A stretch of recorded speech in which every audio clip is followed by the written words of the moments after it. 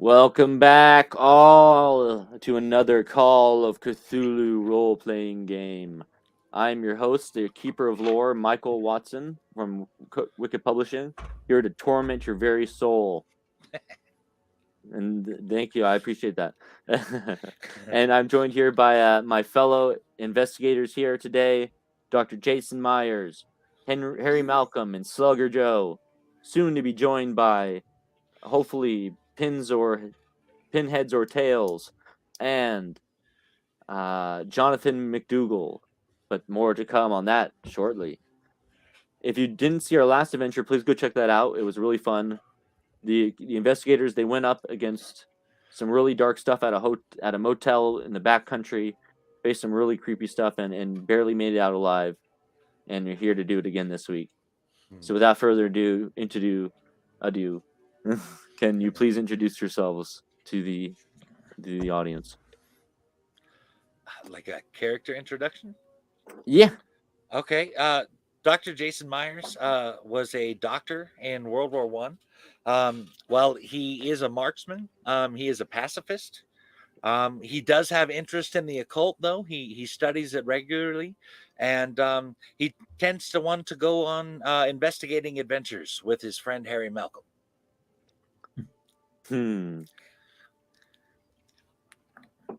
Yeah, I'm playing Harry Malcolm, and he's a private investigator. He used to be a pilot in World War One.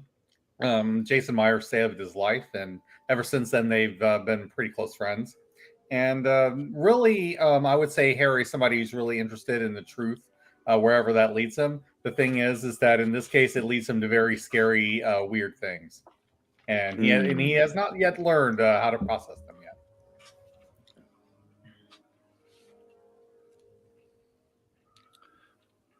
Slugger Joe. The spotlight's on you, Joe.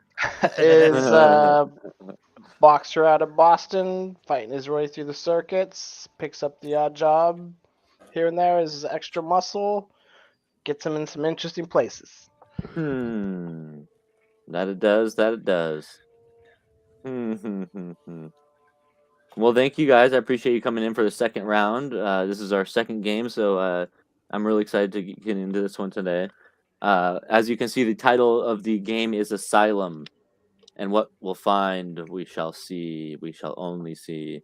So without further going on and on here, we shall bring you into the world of H.P. Lovecraft and the Call of Cthulhu mythos, where dark horrors await.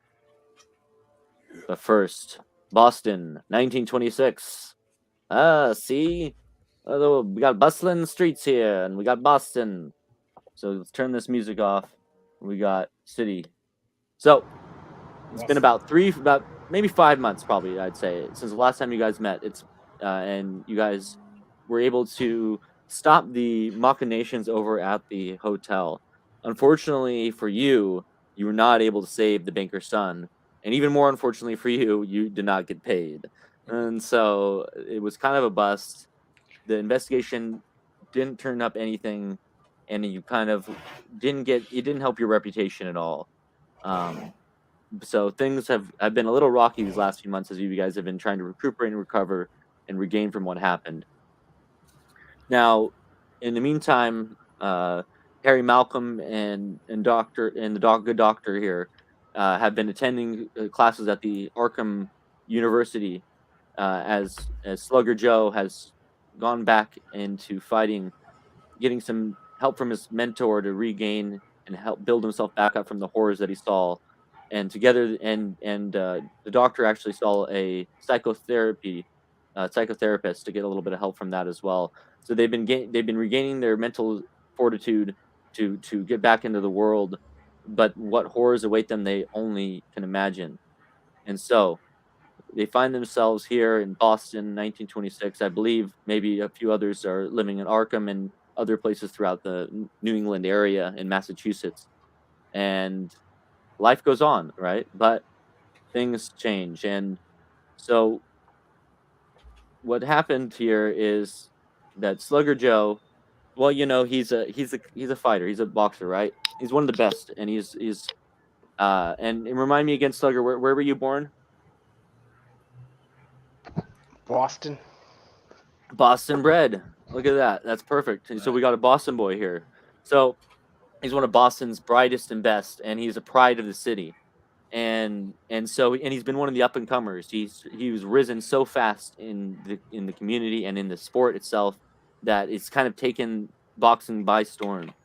And so he's made a lot of friends. And one of these friends is a man by the name of Lawrence Larry Croswell. And Lawrence is a writer. He writes for the Boston Times, and he writes in a lot of different columns, and that's how he makes his living.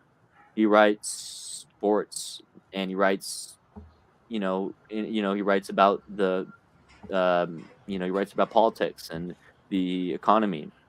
He writes a lot of topics, but sports is how he got known to Slugger Joe. He started writing about Slugger in his early days when he was first coming out and started getting him big press, and the two of them formed a fast friendship. And he kept writing about him all throughout his career. One thing that a lot of people don't know unless they get to really know Larry is that he kind of has a bit of a side hustle.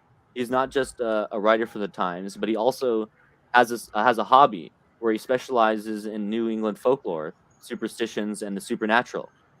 Ever in the pursuit of the next legend or ghost story, Croswell is a confirmed lifelong bachelor and maintains a loose network of friendships and contacts across New England, including many who share his outre interests. And so Larry has brought you in on a lot of the writings that he has and shown you some of his works, and you guys have talked to in the past about this kind of stuff. And it turns out he's you one day out of the blue you get a letter from Croswell that is like you didn't even expect to hear from him. You hadn't heard from him in a while, and so and then you open up your mail, and in this letter comes in, and so I'm gonna go ahead and put this letter for you right now here. Give me a second.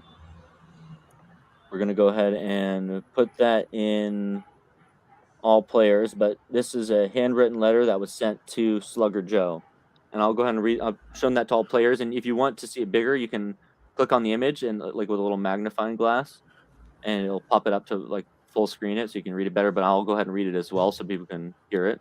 So it says, "Dear Joe, as you know, I have recently committed myself to the state hospital at Danvers for a little mental recuperation after my most recent foray into the supernatural. I have made a terrible error in selecting Danvers. I am in great physical, mental, and spiritual peril here. There is a wrongness about this place. They will not let me leave. I must sneak this letter out to you as they read the mail here. Please come and recover me from this dreadful place. It would be wise for you to bring companions, as coming here alone is a mistake. Your friend, Larry Croswell." And so this letter baffles you. You kind of don't really know what to make of it, and so you kind of take a little bit of time just to think about what you're gonna do. How are you gonna respond to this? And the following day, strangely enough, you actually receive a second letter. However, unlike the first letter that was clearly handwritten, very on handwritten paper, whatever it is, this one is a typewritten note, and it reads a little differently. It's on the official parchment for the Danvers State Hospital. It says, "Dear Mr. Johnson, please disregard my earlier letter to you. I was having an anxiety attack. Everything here is fine. Please do not come here. I need more rest and counseling. Thank you. Sincerely, Lawrence Croswell." Bullshit. Yeah. I didn't hear anything. And so, Yeah. Situation normal. How are you? can I get a no roll? Scott, can I get a no roll? A no roll. KNOW. Okay, how do those work again? I believe it's off of ID. Let's see, what is a no roll? I always forget. I think it's like Seems it's one like of it would the be ended. it's based on one of the main attributes, I believe. So like intelligence or believe- education? I believe so. Let me check the rule book. Sorry. That's one of the pesky rules. I kind of wish they would just list it out like the other rules, you know? Here, just give me a second.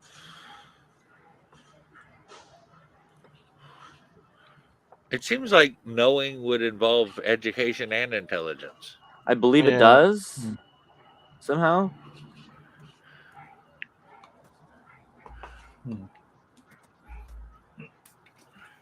Hmm. And then, of course, there's people like me that attend class and don't pay attention.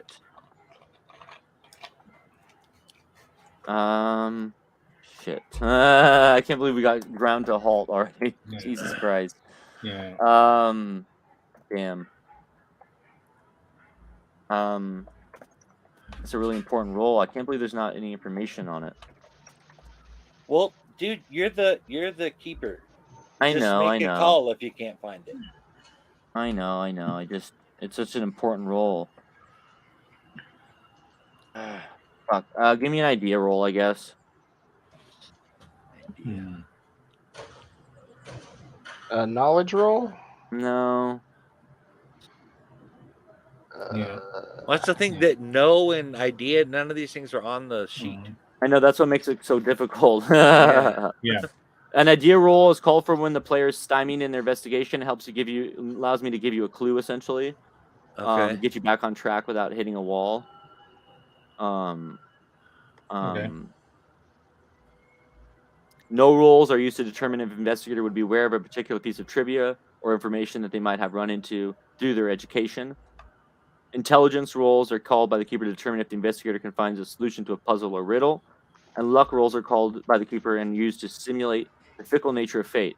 Is there a crowbar nearby the unarmed investigator that was ambushed by cultists? Call for luck roll. These All right, are so would It seems this like be it some- skips right yeah. over the whole thing about knowing. Well, it's up to him.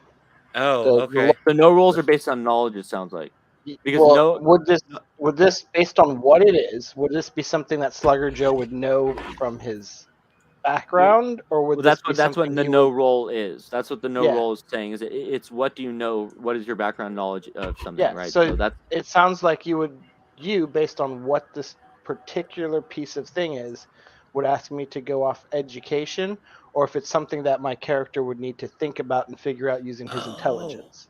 That does make a lot of sense. Like if it was about the okay. occult, or if it was about archaeology, or something like that, that's what you would check.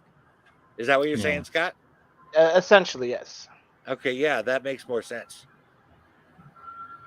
okay.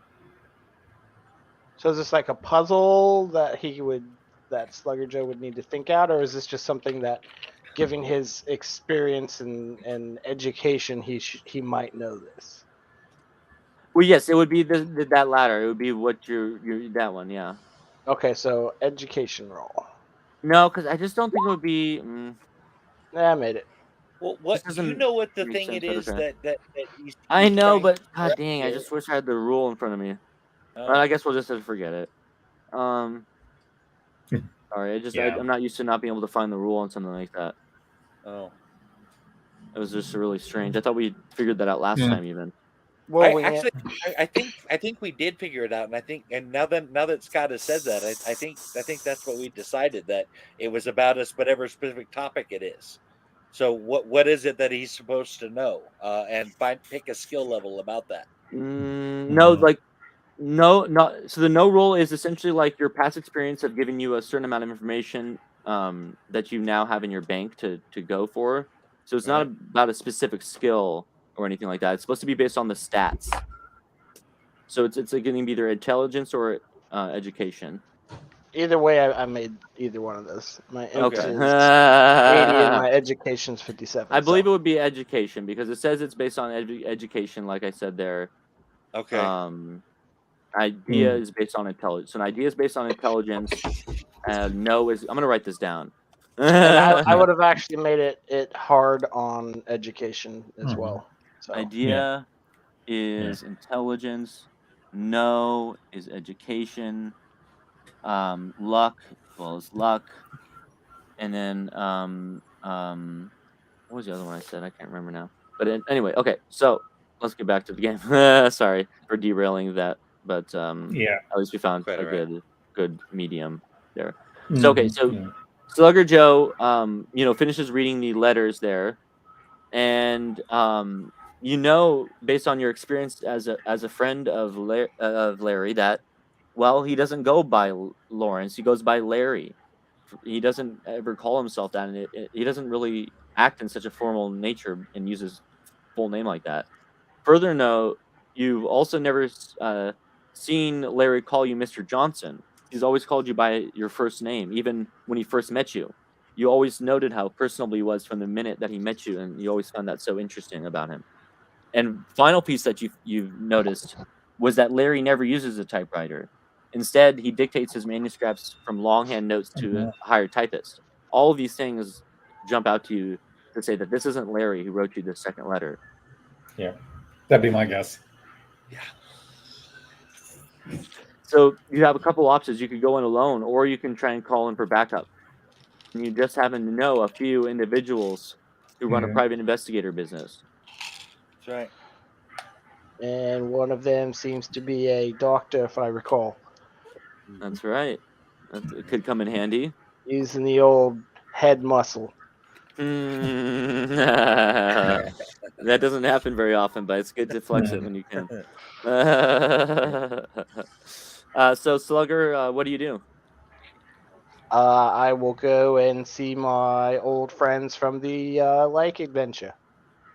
Woo! Reunion. So you Mhm. go downtown to visit your old buddies at their office downtown, and you knock on their ding ding, the bell rings or whatever, in comes a new client. Oh, someone's coming in. Who could it be? It's Slugger Yeah. Joe. Been a while, Joe. How's tricks? Yeah, it's been not too bad. Got this here letter from my buddy Larry. I know we didn't do so good on the last missing person case, but I think we got something new here. Can we Okay. possibly get paid up front this time?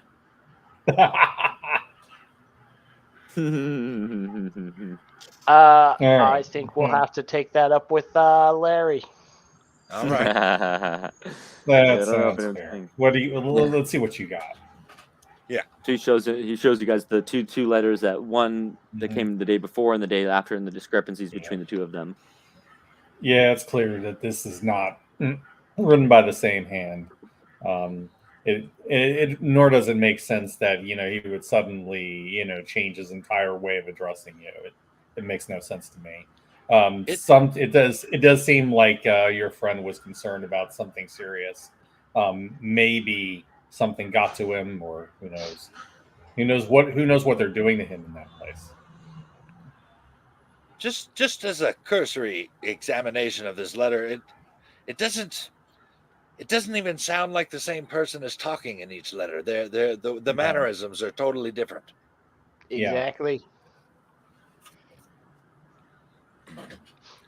It does sound like somebody got to him and is trying to dissuade you from looking into it. That would be Do my guess. Did an address come with this letter? Let me It's on No, the check written the on the it's written on the envelope. letter. so you actually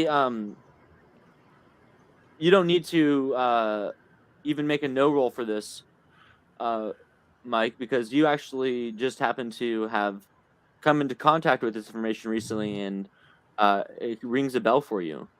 Okay. Although if you want to make a roll, no roll, I'm more than happy to let you do so. I'm quite all right. So what you know is that just recently you went to get some psychotherapy with an attending physician who was a guest physician at the local hospital, and Right. he gave you his business card. Turns out that the good Doctor James Berger happens to work at the Danvers Insane Asylum, which was referenced in the letter that was given to you by was just handed to you. Interesting. I pull out my business card and I show it to Slugger Joe. Mhm. I recently spoke with this guy, and he seems to have connections to this asylum. Mhm. He was there recently. I think perhaps maybe getting a hold of him might give us a clue, might lead us somewhere. Mm. I would like to know if there have been, what is the reputation of this hospital? If any kind of strange incidents have been happening there that they may not tell us. Well, really, do they make good asylums these days? You never know. I'm just not. I'm just That's kind of at funny. the point where I don't want to take anything at face value. Well, Interesting. as a medical doctor, I can tell you that asylums are not good places. They are not pleasant, Mm. and most of them are not concerned with making well patients. Apparently not. Kind of what I was thinking, that you might be our way in. Hmm. Yeah. 'Cause I perhaps feel would like to like know more they about the hospital are- before we do that, though.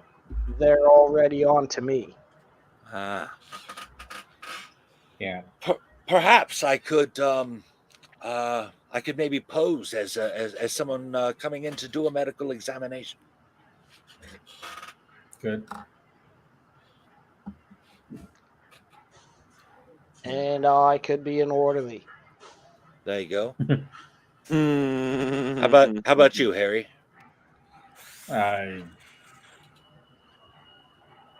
Yeah, I don't know that I would be really good at crossing. Yeah, I don't think I would be a very good orderly. Not sure what I could pose as that would be even remotely plausible. Well, what if say me and Slugger Joe go in the front and you do some sleuthing around the back? Well, yeah, I guess I could do my own investigation stuff while you guys are in there.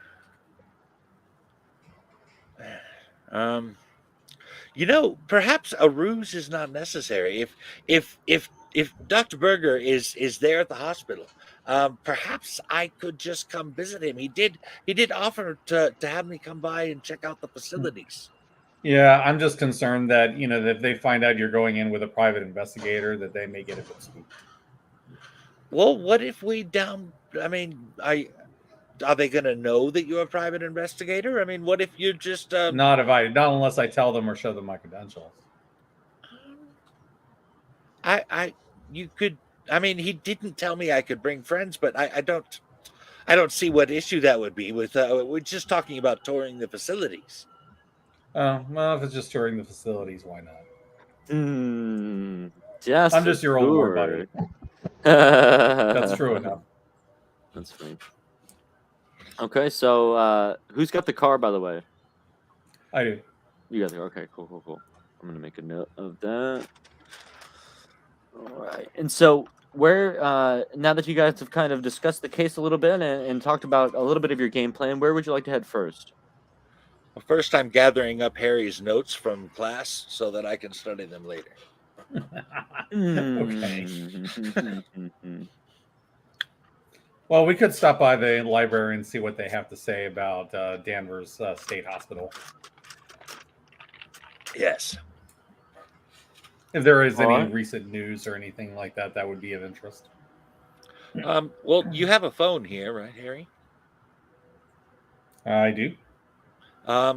What if I just call up Dr. Berger? Let him know that I'm coming. You could do that. You could do Okay. that. I take his business card and I call him up. All right. The phone rings several times, and then a man on the other end answers. A man you recognize, a man you've met before. You recognize him as James Berger. He has a curt voice. Sounds like he might be having a bad day, and his patient could be running thin. But he greets you with respect nonetheless, and answers the phone. Hello, this is Dr. James Berger. Superintendent. How can I help you today? Hello. I do hope I have not caught you in an inconvenient time. But my name is Dr. Myers, Jason Myers. We spoke before. You had given me some advice about a recent situation I had been through, and while we were talking, you had invited me to come by and check out the facilities, and I was wondering if maybe now might be a good time for that. Ah, yes. My apologies. Of course, Doctor. Anytime would be great to have you. I'd love to show you around the facility and show you some of the newest things that we've installed for the patients. For example, we've just installed a movie theater that we feel that is going to greatly help them, Really? and we also have a garden, a amphitheater, as well as many other great facilities, a greenhouse and the like. That is I'd most love to show you impressive. around. Yes, we've been Now building the playing institute in the for mouth of madness. yeah, really. And yeah, so he I'm says, not we've been building up insane. for years, and we're very, very proud of the institute that we are. I inherited it from a great man, and I've continued on his legacy as best that I can. Oh, yes. Look, can you?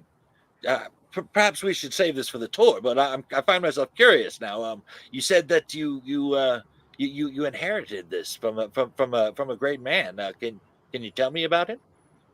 Of course, it's what I can tell you is that the man himself was named Dr. Shine.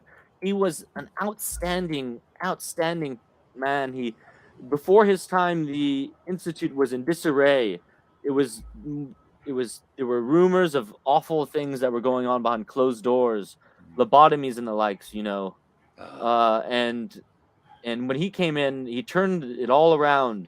He reformed the whole treatment uh, floor. He brought in new people, and within a few months, we could all see a change, or they could all see a change, from my oh, understand, in the patients, it does and sound they like a great immediately man started indeed. recovering. Yes, indeed, and he is. Without him, I don't believe this institution would still be standing. Oh, wow. You've got me really excited. I'm looking forward to coming by. Is there a particular time that would be good for you today? Well, yes, any time this afternoon, I believe would be fine. I will be in my office and just speak to the attending nurse at the front desk, and she should be able to help you further. Okay. We should be there shortly then. I will look forward to it, and good day to you, sir. Good day. Ting.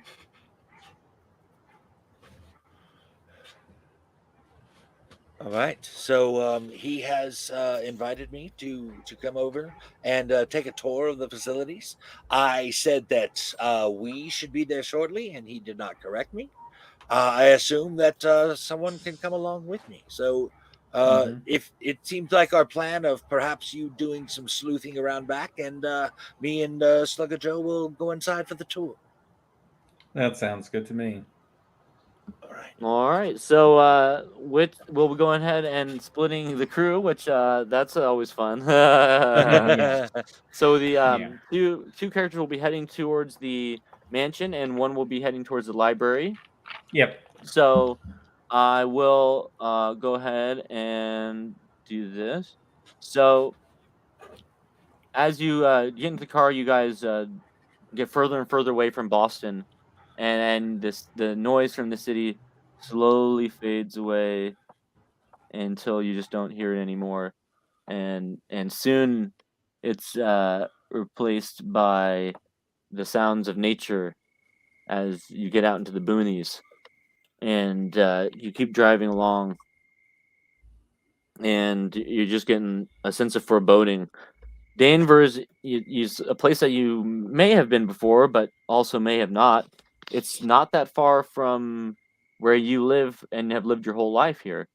Um, it's a place that is very much a part of the New England atmosphere, and it's not far from Arkham and Salem themselves.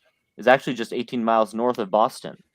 Oh, And so this place, it's got the small town vibe, but it was also, very much a part of the old ways of places like Arkham and Salem. And so it's got a really rich and old history. And it's a town in Essex County. It's located on the Danvers River near the northeastern coast of Massachusetts.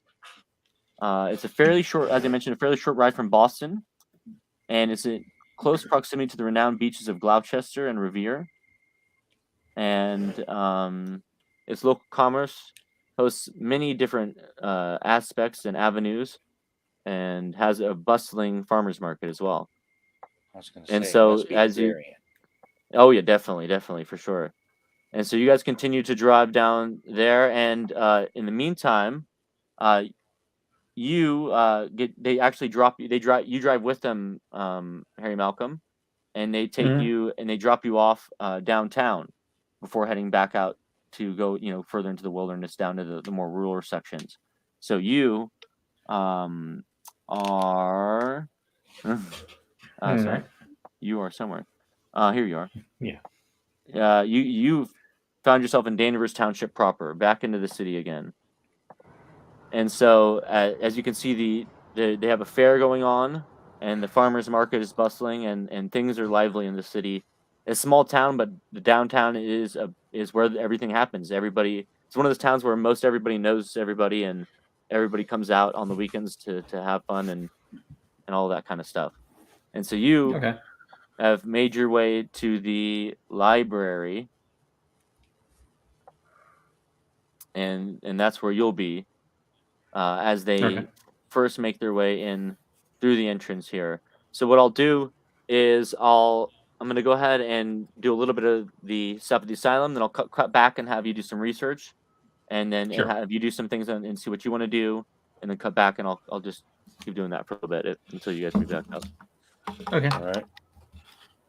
All right, so back in the forest, you guys finally reach the entrance to the asylum.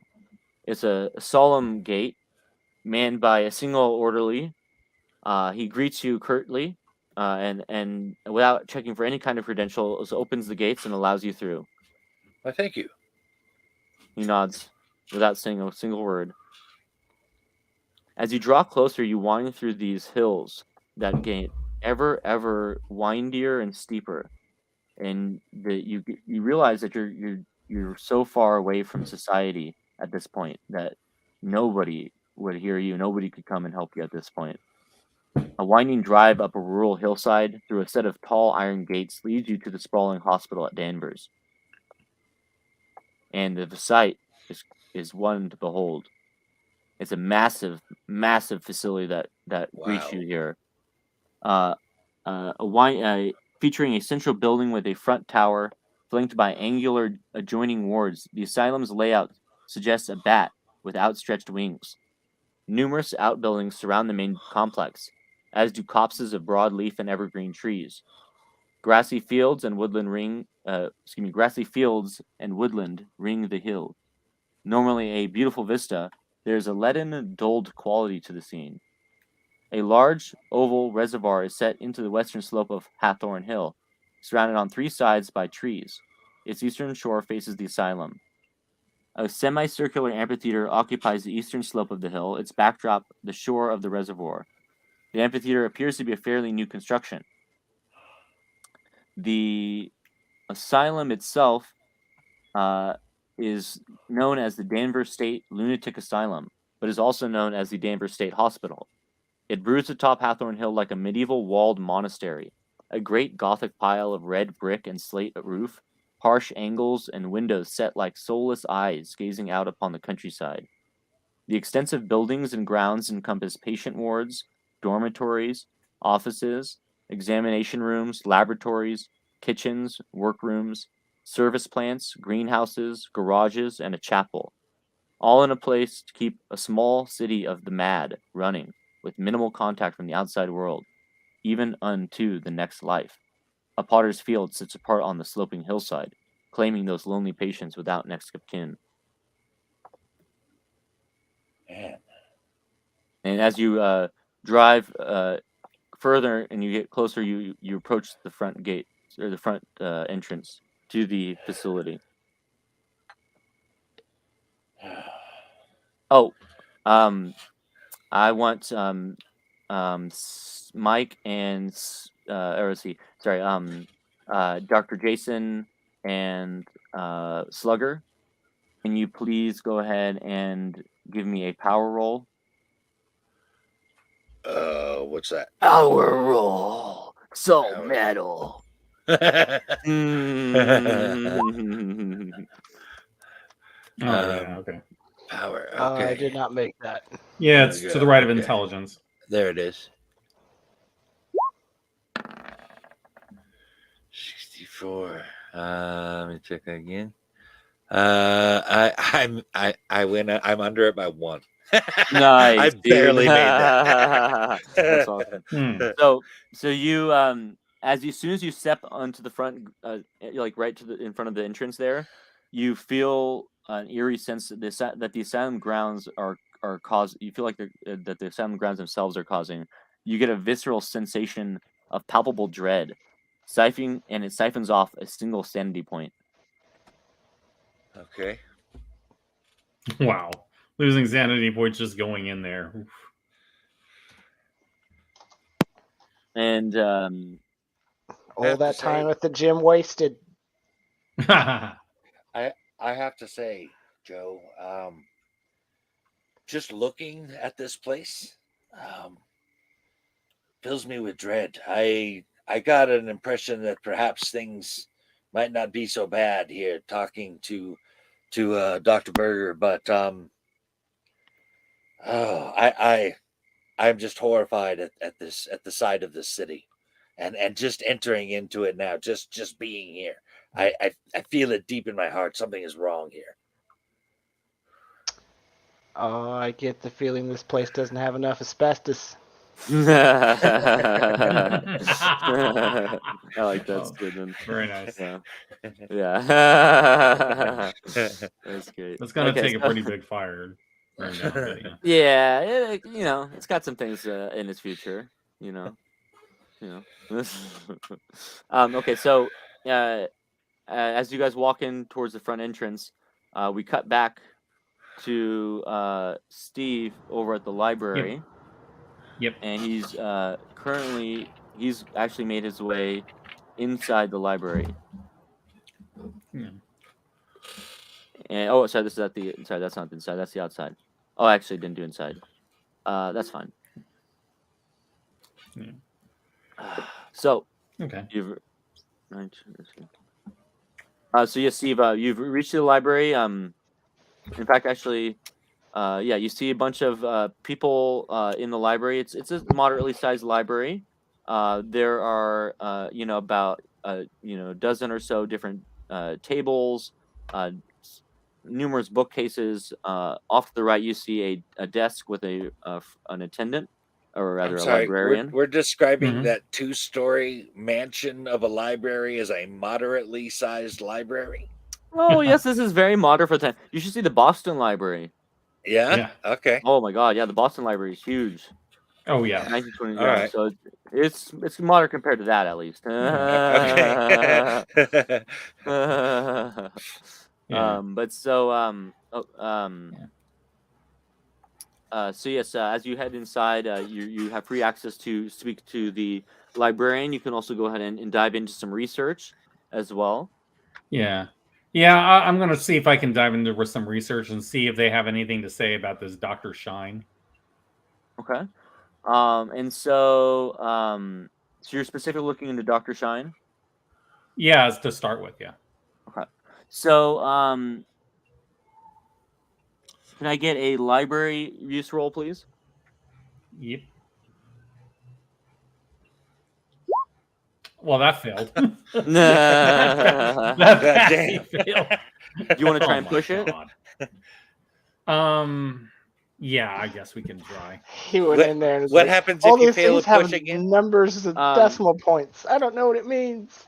So usually it means negative consequences. Though I was reading up on the rule for push rolls for library use, and usually with that it can mean things like just takes longer, or Okay. maybe it's harder to find, or you run into dead ends. So it's not as that's a reasonable negative. risk. Yeah. That's a reasonable risk. Let's try it. So basically, Harry is really good in class and not so good in a library. As he learned from the Well, class let's and I see. did not. Oh, that one I succeeded. There you go. Perfect. So so you take a little longer. You take about an hour longer just to keep double check everything, go through all the materials, and to see if there's anything that you could have missed at all relating to the the Dr. Shine. And luckily you do. You come across something. You come across a Salem news article that seems to be relevant to Dr. Shine and what you're looking for. So I'm going to go ahead and push that to you now. All right. Just give me 1 second. Cool.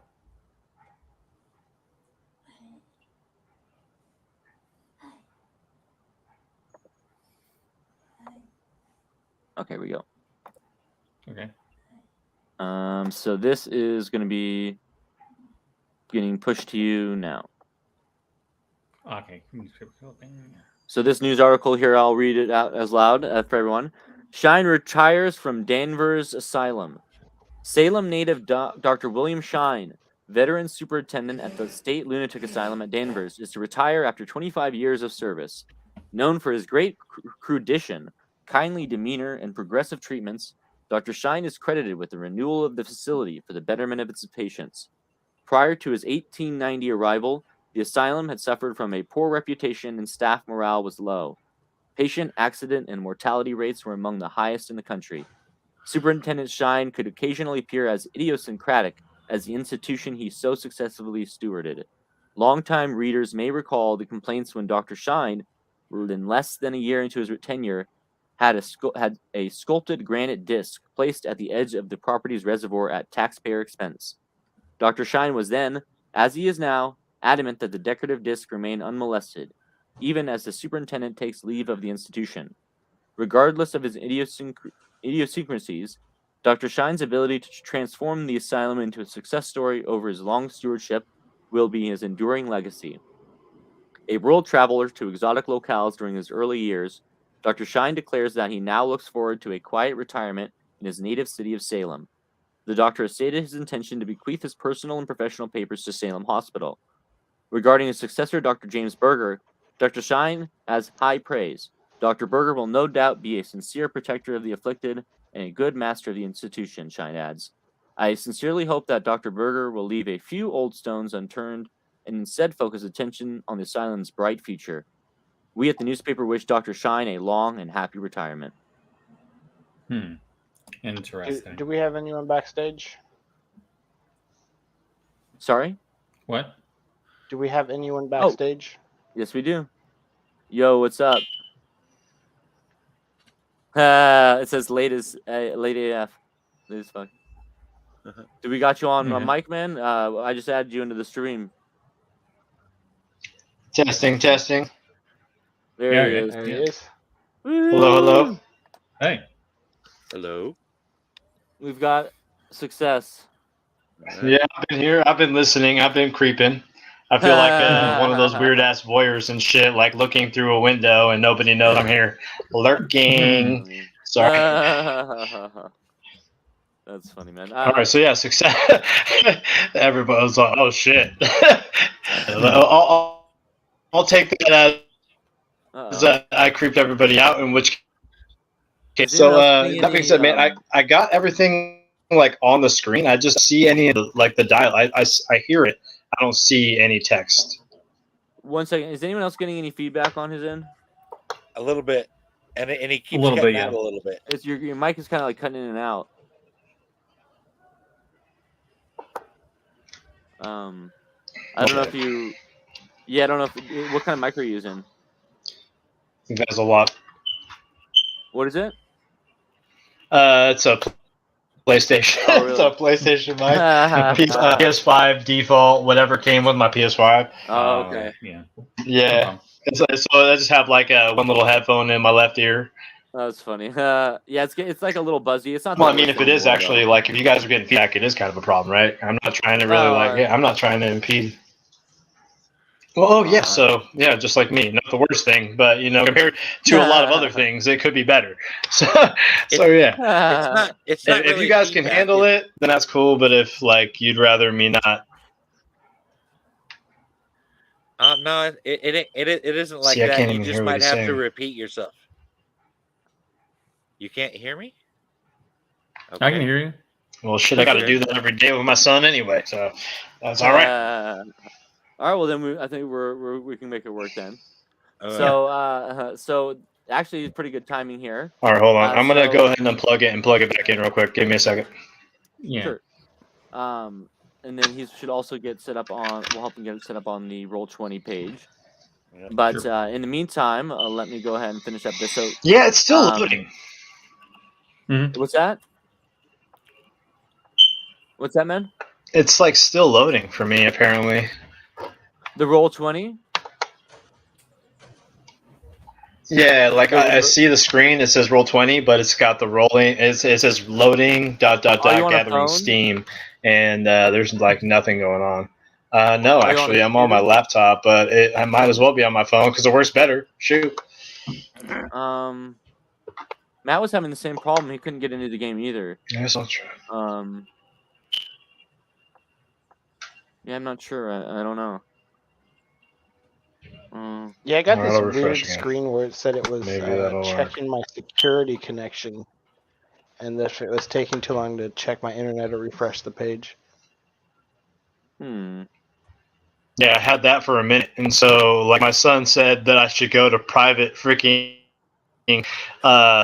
What did he say? He said private window or something like that, which I don't even want to ask him as how he knows about that. But that's another day, another conversation for another day. But anyway, so he said that, and so I did that, right? And it worked, but it's still slow. Maybe it's just an internet issue. I don't know. Try refreshing the page, maybe. Right. Well, that's the thing, though, bro. Like, I mean, I freaking it says as far as like the Wi-Fi, I got full bars here. I mean, he's playing PlayStation right now in the other room. I got my phone connected to it right now as well. I'm sure he has his phone and something else connected to it as well. So like that might actually have something to do with the fact that it's fucking slow. But I tried using the Ethernet cable before, and it wasn't. It was still. It looked at it as if I wasn't even connected to the internet. Huh. Well, technically, you're still using the same amount that you're getting in when you're using Ethernet or Wi-Fi. If you like, it would affect it with if you were using either one. Both would be affected. So what should we do then? Do you just want to keep if he trying? doesn't mind No, I'll just repeating use up himself once in a while. my phone. Okay. See, Alright, if man. only I could plug in the freaking the If you just headset wanna to watch- my phone, it'd be great. But unfortunately, I can't even do that. Because if So hold you're on, on the I'll just use StreamYard, aren't you my on- phone for the. Yeah, But the StreamYard. I mean, I'm listening to you guys. I can hear you. Obviously, we can have a what I'm saying. conversation. But I mean, it might be a bit No. delayed. But as far as the actual gameplay, No, the game is being shared on I don't. the Yeah, StreamYard. I can't see any of the. You can't? What? All right, man. Well, I think it sounds like you're gonna have to. I can't see any jump out. dialogue. Like like on the right hand side where it says private chat and comments and all that. There's nothing there. What do you mean? We There haven't isn't put anything over there. So Can you I see just the feel like I'm screen? missing out on the entire freaking. You're not. You're not. Nobody's. Yeah, I can see the screen. I see that library. That library that was on the apparently right insignificant to some people, but looks like motherfucking Chapel Hill to others. But yeah, but on the right, I don't see anything. Well, like just to the right of the picture within the frame of like the video there, that's where we're actually rolling and stuff. The stuff is actual right next to the screen. Right. So then hold on though. Let's see. It shows how freaking hype I am with this. Yeah. Okay. So like, here's my thing though. With that, how do I connect to You can do that? that on your phone. Yeah, that's Well, the you roll go to 20. click on the roll 20. That's the roll 20. Yeah, thing that's what I'm trying. that's downloading. Okay, so that's That, that's can where you do it I'm. on your phone? So that's what Can you do we're that on having. That's where my But can issue. you do it on your phone? Yeah, I'm doing it right now as we speak. Well, yeah, that's I I'm doing don't it. Like I literally am on it. I logged in already, and I'm pretty much clicking on launch game. But as someone was telling me that I might be able to do it on this screen, I was hoping I could. But should be here now. You should be able to. And, you should be able to do it on that screen. So the last thing that just happened was rolling D100 parentheses 24 equals 24. That was the last little bit, right? So I'm going to be introducing your character here right now. Yeah, that was my push roll for the libraries. All right, so I think. Oh yeah, so you have officially entered. I'm gonna give you your access. No, you're all good. I'm okay. Here's your let's see, an all characters player. It can be edited by Elias. Okay, so it's in your character is now on the screen. You should be able to see your character sheet.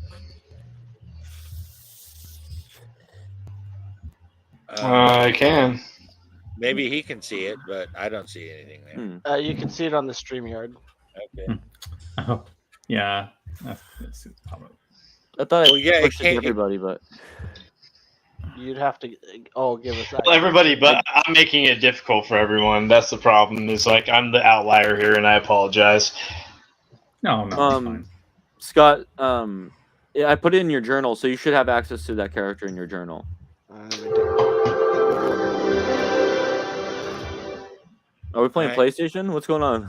Well, no, he has to Oh go in no, and turn that was the down all X. the things on That old was the money Xbox. Yeah, I'm seeing if I can actually get a better situation going on that than this. But yeah, Okay. That's funny. You actually have to go I had into to the settings. do this there last and roll- time. What's going on? I'm confused, dog. Okay, so are we ready to keep going? No, he still has to go on to the settings and like turn on the dice and turn down the volume and all that kind of stuff. He's not in the game yet. He'd be showing up on the bottom with us, and he's not there yet. Oh, I see. Yeah. Yeah. At this point, what I'm looking at is I'm at the how do you want to make this character. So it's edit the sheet directly, create the NPC, or use the character mancer. But I feel like I already did this, did I not? You don't need to make a character. Yeah, get out of that. You get out of that. Ouch. Okay, so we've Dr. Jason and Slugger Joe have entered into the main atrium, and they see some nurses sitting down with some different medical equipment and kind of sorting through different things. And a woman approaches you, and this is clearly the head physician that was mentioned to you. Hello. Go ahead, sir. I had called earlier and I talked to a Dr. Berger, and he had invited me here to tour the facilities. He said that if I came in and I talked to you, that you could direct me in the right way. The severe looking desk nurse just nods and brusquely points towards an office door. Have a good day. And she just nods again without really saying anything. As you walk through the facility, you immediately notice that there's a cheerless interior to the central administration building. And you notice that none of the staff looks cheerful at all.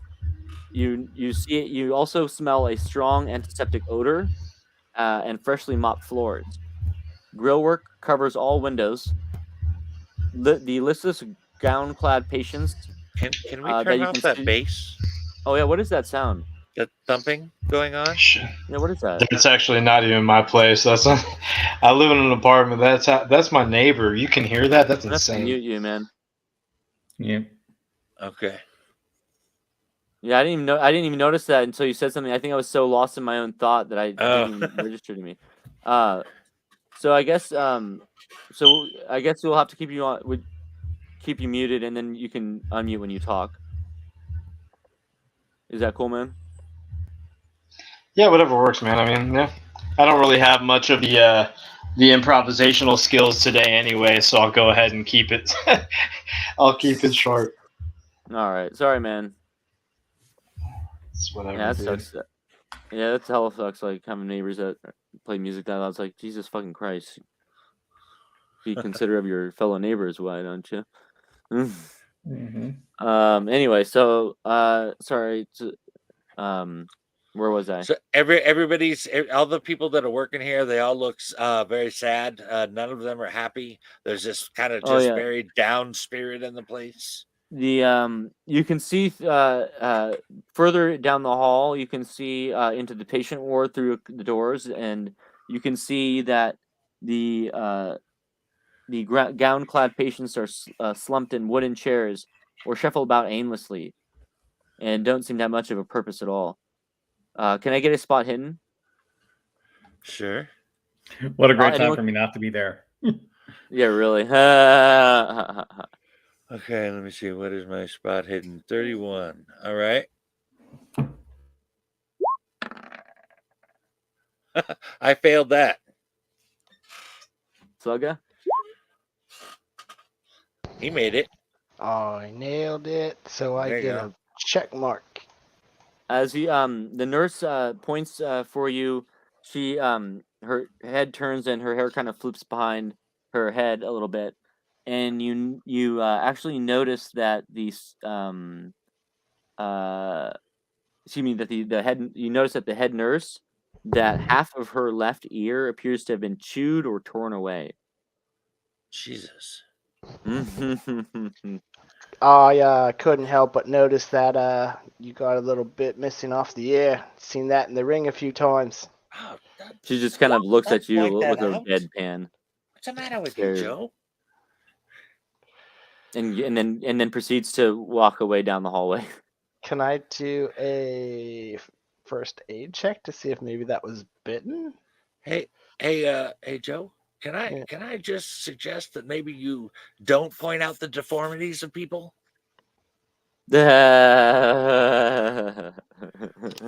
We're trying to keep things in a more cordial sense here. By the way, you can perform that check if you want to. I don't get what you're saying. Nah. I can't tell. Yeah, you're not sure. You think it could be one or the other, but there's no way to tell. And so, I thought James dig scars. so now you know where the office is. You have the directions to the main office of Dr. Berger. Okay. We make our way down to his office.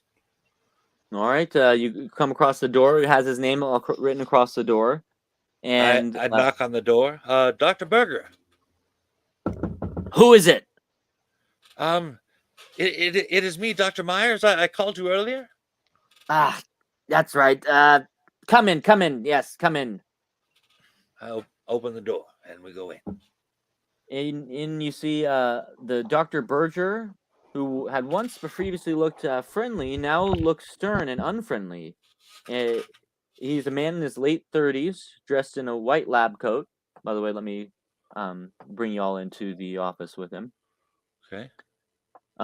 This is the man. He's in this image. He looks like he's not wearing his lab coat at this moment, but imagine that he is.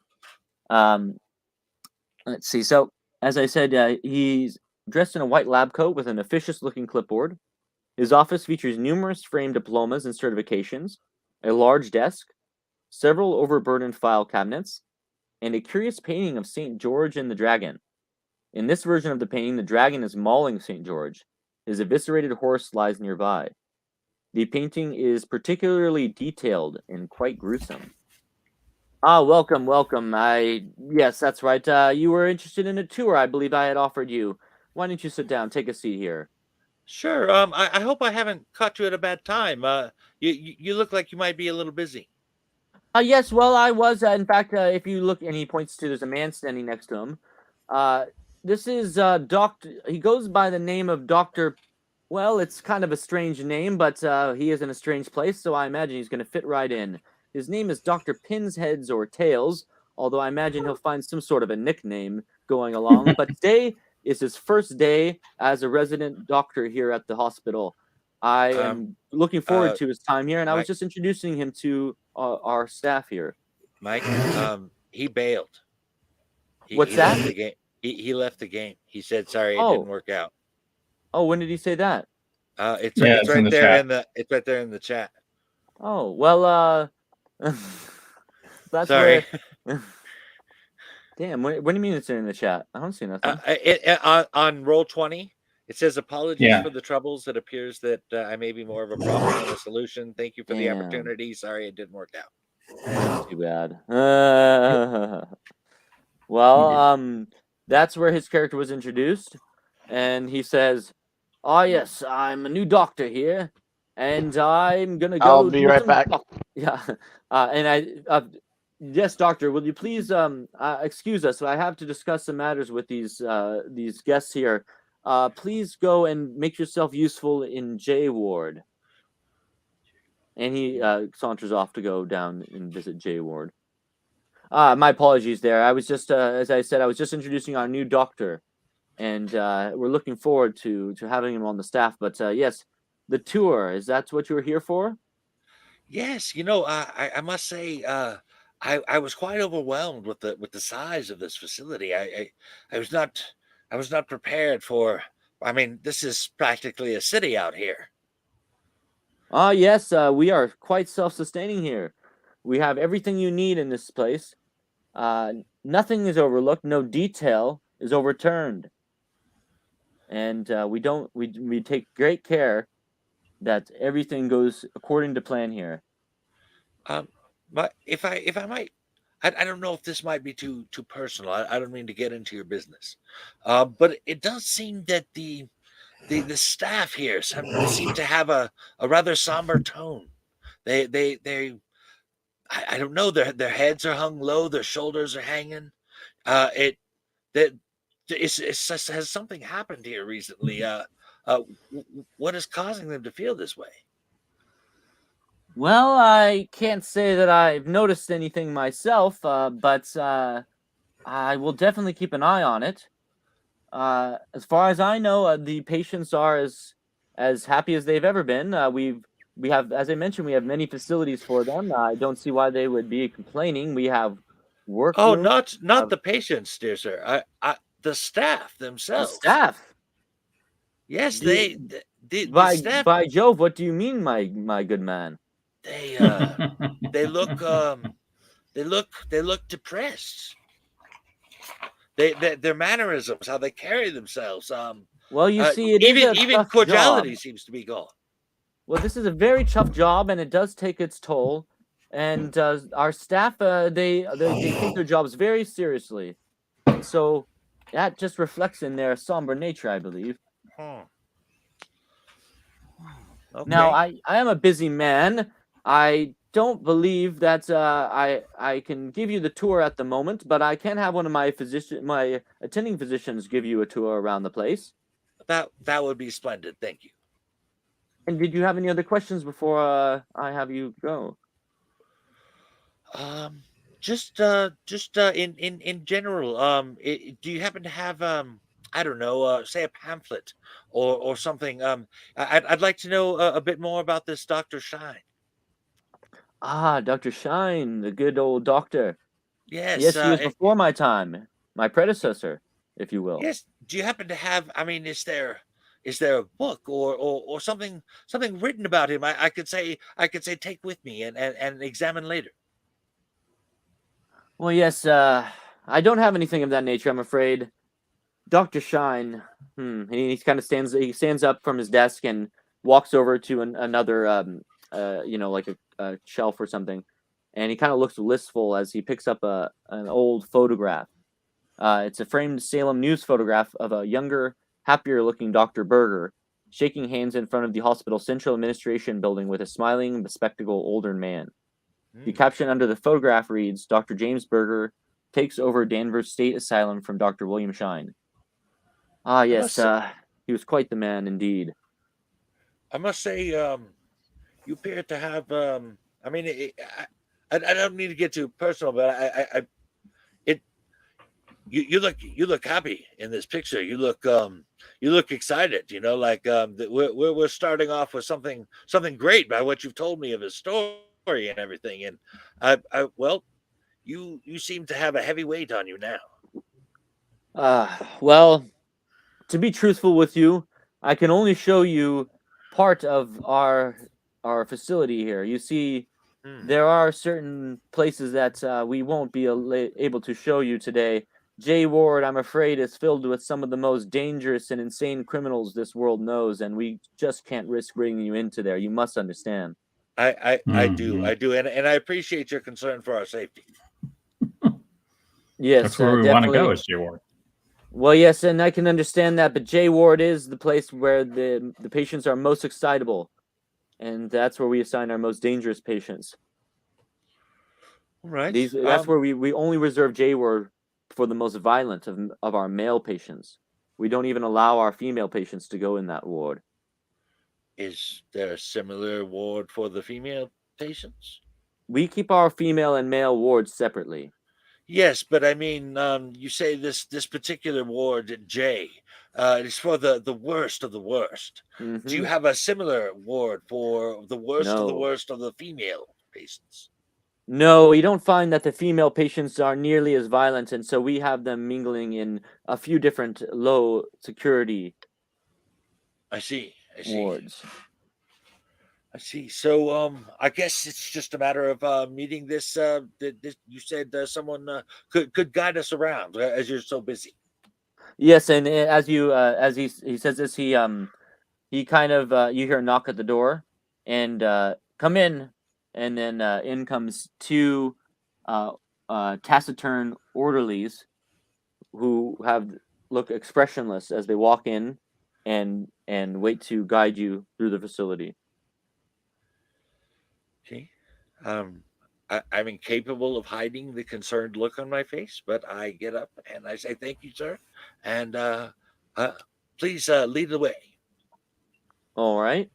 So you follow the two oh actually, before we go on, I'm gonna go ahead and cut back to Steve. It's been a while Okay. since we've done Steve. Sorry about that, Steve. I think Yeah, there's yeah, been a no lot problem. going on that's kind of my mind's a little all over the place right now. So Okay. you're back at I, the library. Let's finish up with some research I might here. have dove a little deep into the role play there too. Yeah, yeah. That's fine. No, That's fine. That's fine. yeah, I wanted to get more into the history of Danvers Asylum and the area that it's standing on. Okay. And you're still at the library, correct? Yep. Um, Let me make a library use check. sorry, I was just thinking about something else as well for what's coming next. Sorry. So you're Yeah. going to be checking specifically on the history of the Danvers Asylum. Yeah, because that's the stuff that's in the Shine article. Really is interesting. I'm kind of curious as to what kind of problems that were listed there, and what happened when Shine took over. Yep. All right, and perfect. Okay, so you begin researching the Danvers State Lunatic Asylum itself, and you find some basic facts of its existence. It was erected in 1876 at a staggering cost of $1.5 million. Grounds encompass nearly 200 acres. Patients counts is approximately 2,775 as of 1926. Oh my God. Staff listings, financial reports, and other normal bureaucratic details. I'm kind of curious about the financial reports. See if there's anything unusual about them. You look at the books, but as far as you can tell, the hospital was in dire straits before Dr. Shine arrived, and then the year he took over, the books started getting better and have been in the clear ever since and have been doing very, very well. Okay. However, can I get a history check? Yeah, well, let's try that. History, law, or occult?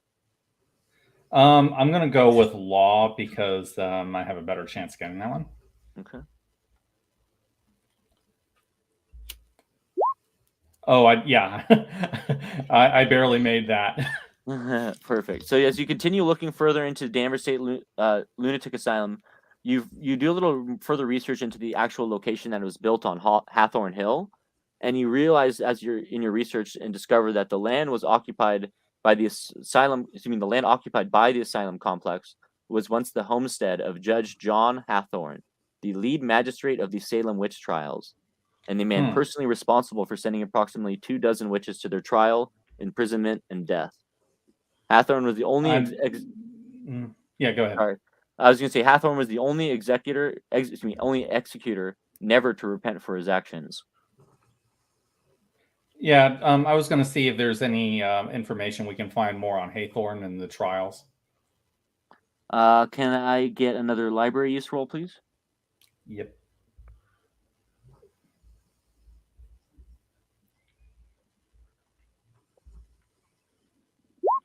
Oh yeah, I nailed that roll, one. man. So you spend another half an hour looking through some newspaper clippings, and you come across an article that reported that the asylum is overcrowded and is a residence of last shit. resort for many unstable and indigent citizens of Massachusetts. A dark reputation cloaked the asylum soon after its construction, with a high number of accidents and patient fatalities. No official conclusive investigation is on record related to these troubled early years. Okay.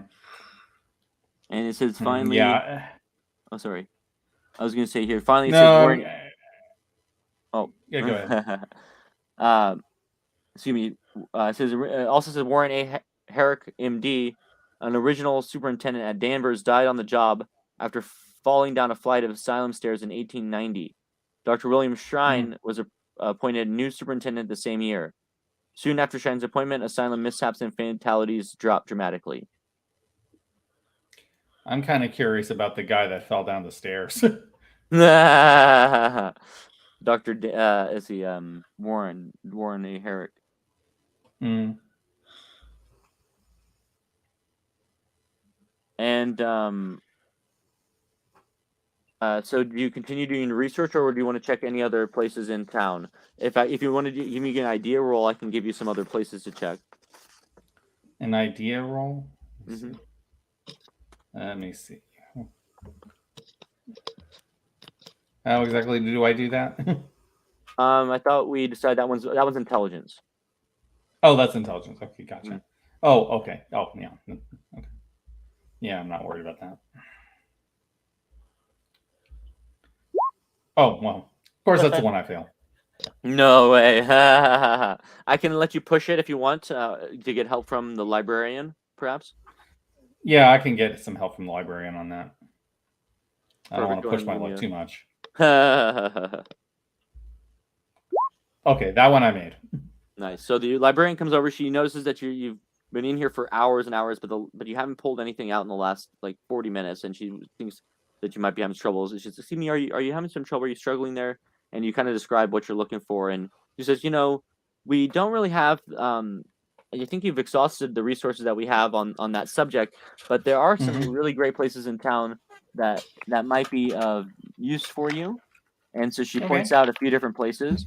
The first that she tells you is the Danvers Town Hall. They have records there of historical records that might be used to you. There's also the Danvers Historical Society, as well as the archive morgues of the Danvers Herald. Okay. Yeah. Okay. Thank you. That really does put me in the right direction. I was hoping to visit the Historical Society anyway. Perfect. She said, "I'm glad to be of service." Okay. Yeah. Appreciate it. Thank you. And so you head on over to the Historical Society. Yeah, because I'm kind of thinking that they're going to have the stuff on the witch trials in Haythorne. All right. And so here you find a small nothing small here, I guess, here, but a very, very elegant building. One that definitely sets itself aside and definitely takes pride in being something that was here for a long time and a part of history. This is the Danvers Historical Society is one of great renown and has a lot of great records and other kind of documents and details the history of the city of the city from its earliest eras. Okay. Yeah, I'll go inside and see if they have any information on Judge Haythorne or the witch trials. Or can I get another library use roll, please? Yep.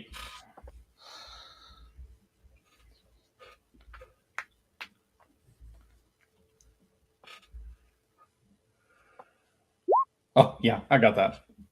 Perfect. All right. So, in this time, in looking through the historical records, you go find that they have an extensive amount of newspaper records and clippings throughout from the early 1890s, and they were extremely well preserved. And so, you come across an article here, and I'm pushing that to you now. All right. All players, journals, show to players. All right. The Danvers Asylum superintendent builds amphitheater for patients. Did we read this one already? No, we didn't read this one. No. No, Workmen Workmen at Danvers State Lunatic Asylum broke ground today for the establishment of a small amphitheater to be enjoyed by the patients. Residents will enjoy quiet conversation space, poetry readings, and musical performances in an idyllic outdoor setting next to the asylum's reservoir. A beautiful place where water and earth meet, says Superintendent Dr. James Berger. Asylum resident and chief laborer Andrew McBride added that his team had some difficulty breaking up and removing a large granite disc bearing an artistic design set into the hillside where the amphitheater is to be built. The asylum's prior superintendent, Dr. William Shine, had the disc placed on the side of Hathorn Hill. Dr. Shine, a world traveler, is said to have believed that the granite disc was a symbol of good luck for the asylum. Local residents question the expense of building an amphitheater for mentally ill patients. However, Dr. Berger defends the creation of the amphitheater, explaining, "It is important to remember that we must look to the betterment of all our citizens, especially those deemed too delicate or damaged to be part of the ebb and flow of the greater world." Yeah, that disc is a big part of this, I'm pretty sure. Yeah. Trying to see if there's anything else we're checking out here. Yeah, if they have anything else on Haythorn Hill, I'd be curious to know. Let's see here. Oh, before you look any further, you also notice that alongside with the article is a photograph of laborers kneeling by the water's edge, holding fragments of a large stone disc. The fragments suggest a symbol of a flame bounded by the outline of a star. Can you give me a Cthulhu Mythos roll, please? Or I don't even know his Cthulhu Mythos. Failing that, can you give me an occult roll? Yeah, that seems more likely. Yeah, I failed that. So you don't recognize a symbol for anything other than some sort of ancient, cryptic message. It really kind of baffles you. I'm going to go and try to make a drawing of it so I can show Dr. Myers later. So say that again. I'm going to make a drawing of the symbol. Okay, perfect. So, yeah, because I want the doctor to see it. And so just about this time here, I want you to I want you to give me a. Actually, let's see here. Sorry, I'm trying to think how I want to do this. Okay.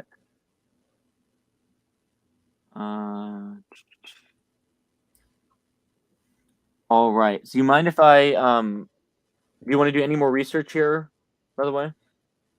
The only thing I can think of is to maybe see if anybody knows what happened to Craswell, or like if he had been around here. So you're looking into Larry? Yeah.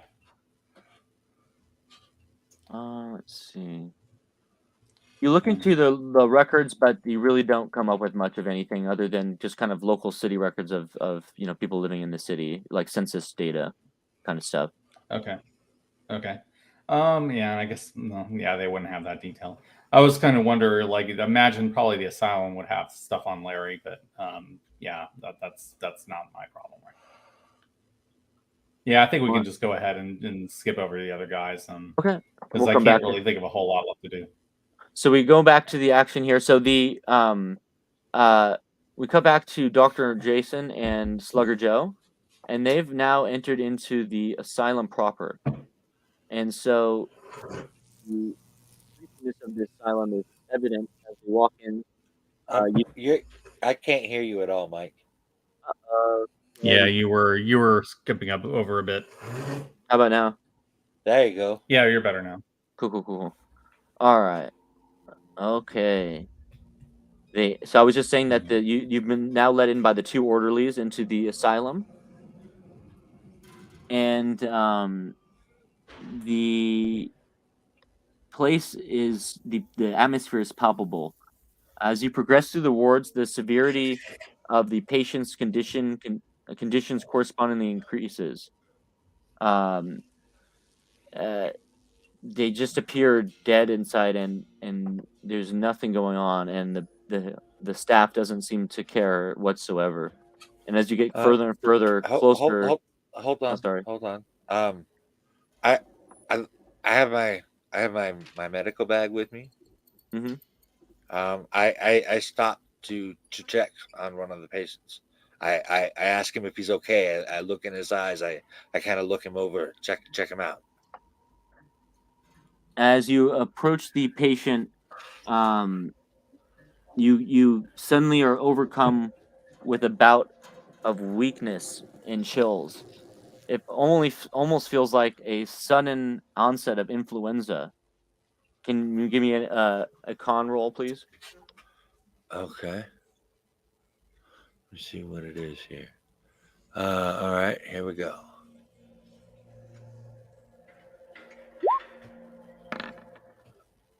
I made it. All right. Let's see. Excellent. So you feel that weakness and chills, but you deep you know reach for something deep down. You manage to hold your stomach and contain yourself. And then you approach the patient. He's a rather large patient, a hulking patient, you might even say. And he sits in a wheelchair and doesn't move. Sir, can you hear me? He doesn't say anything. Um, I I hold out my hand in front of him. I'm not going to touch him yet. I kind of want him to be aware of where my hand is. He looks down at your hand and then slaps it away. Okay. I asked one of the nurses that is leading me through. What is there? Is this man sick? Beyond the And then she kind of stifles a laugh. And I'm sorry. Well, you see, sir, they're all sick. I'm not talking about a mental disorder. Does he have a disease of some sort? No, all of our patients are well taken care of and are free of any diseases and maluments and ailments that you might be thinking of there. Okay. And then, as you're talking with the woman, the hulking patient suddenly stands up from his chair so suddenly that the wheelchair actually crashes to the ground, and he grips you on the shoulders, Doctor Malcolm or Doctor Jason, and he slams you up against the wall, and starts screaming angrily, gripping you with his vice-like hands. What do you know? What do you know? And then orderlies quickly intervene, roughly grabbing him, hauling him off you as he dragging him down the hallway. Yeah, let my companion do something there real quick. Yeah, I was gonna counter brawl him there. No need. The orderlies were quick enough to intervene there, and they start pulling him, dragging him out of sight. Ratchet. There are no apologies or explanations offered by any of the stolen staff that surround you.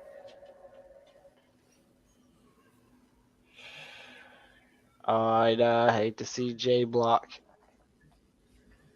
I would too, but I gotta say a larger part of my concern is for these patients. Can I do a spot hidden to see if I see Larry anywhere? Yeah, that's fine. If he's here, I see him. So you look around and you peer around the ward and you don't see any sign of Larry here. And it looks like these are mostly the non-violent patients and wouldn't be where he would be necessarily. Emphasis on the word mostly. Yeah, as we clearly just saw. They mostly come out at night. Yeah. That's right. And so they the guard or the orderlies show you down one more length of hallway, and you see that the we're losing windows here.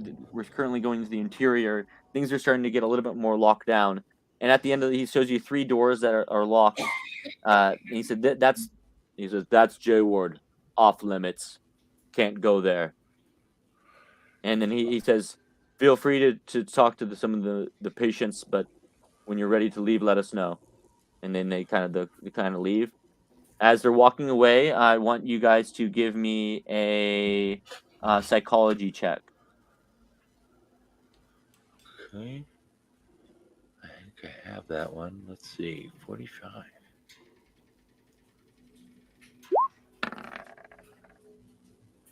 Well, I failed the shit out of that. Yeah, I also failed. Nah, they need too bad the PI's not here. Yep. So you don't notice Yeah, anything as the two my psychology's not too bad. you don't notice anything as the two hulking orderlies walk off and leave you in the ward alone. Well, how about we check out that So- J block? So what you see around you are long hallways. There are patient rooms, and you see patients all around you.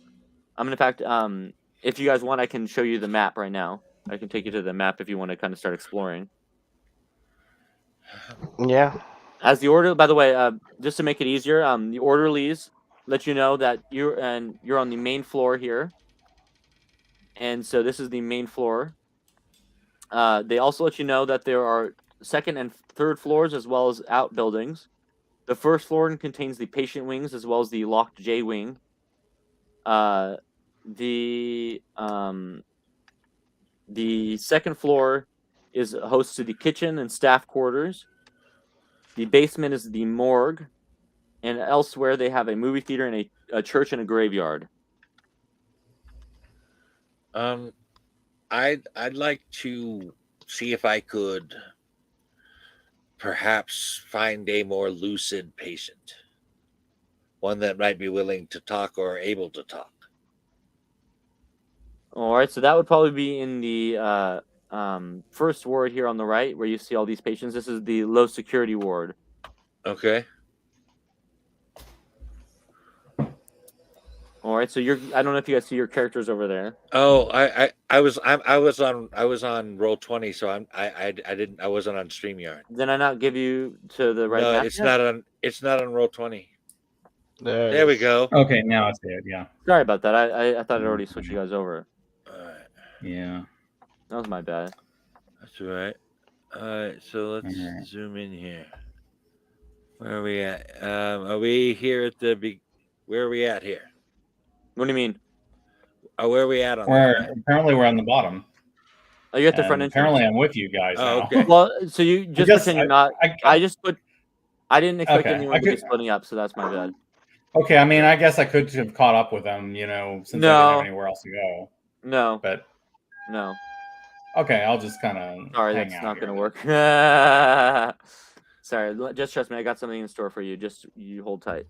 Yeah. When the keeper of arcane lore says he's got something in store for you, I'd be worried. Yeah, he's right. He's not wrong. Let me tell you that. So, yeah. So, okay. So head on over to the right of ward there. To the right ward. Okay. Which one So, of these over this guys is way, me? Oh, there he is. This guy. To the right ward. All right. Sorry, give me a second here. I'm adding something real quick. Let's see map. there's some patient. There's a patient over here, I guess. Sorry. I guess I'll check what you're doing. Okay. So. Sorry. So you guys are over where now? We've gone into the hall, and we took a right. We're heading towards. We see it looks like a patient here in this room down on the end.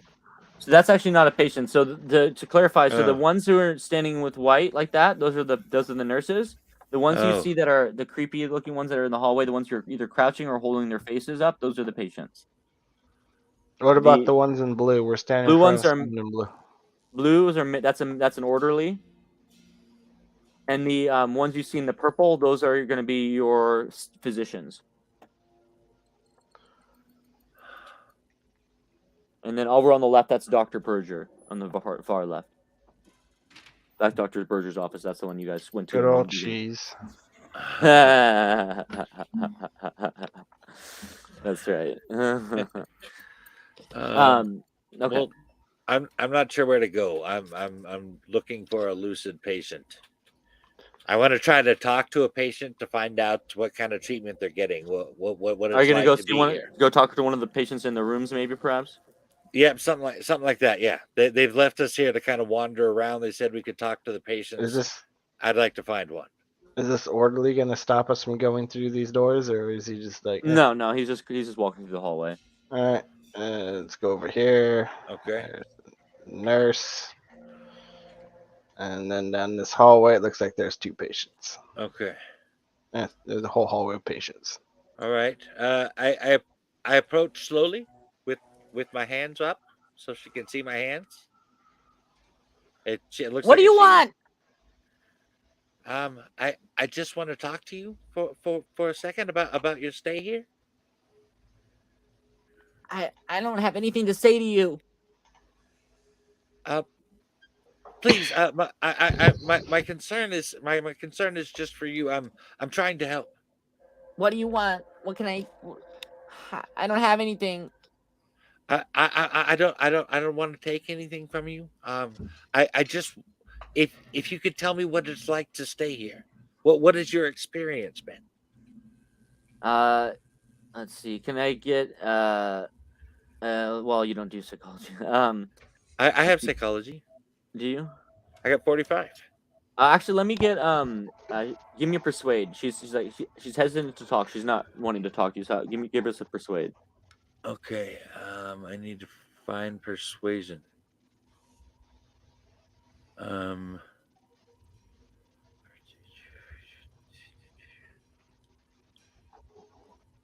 Persuade. There it is. Okay. That's pretty low. I don't know if I'm gonna be able to do this. Yeah, I failed that. She says, "I don't want to talk about it. Leave me alone." Okay. I'm I sorry. ain't tried persuading too. Nope. Look, I got these shiny keys. They jingle just right.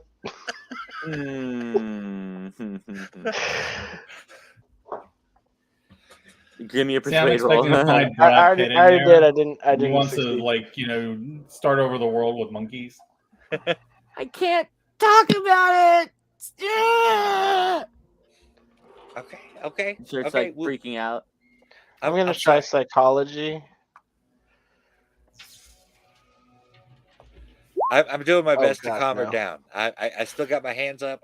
I'm being apologetic.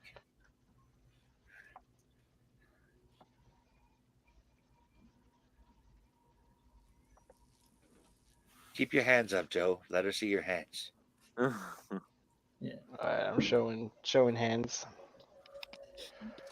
She says, you gotta stop talking to me. They're gonna send me to J Ward. Okay.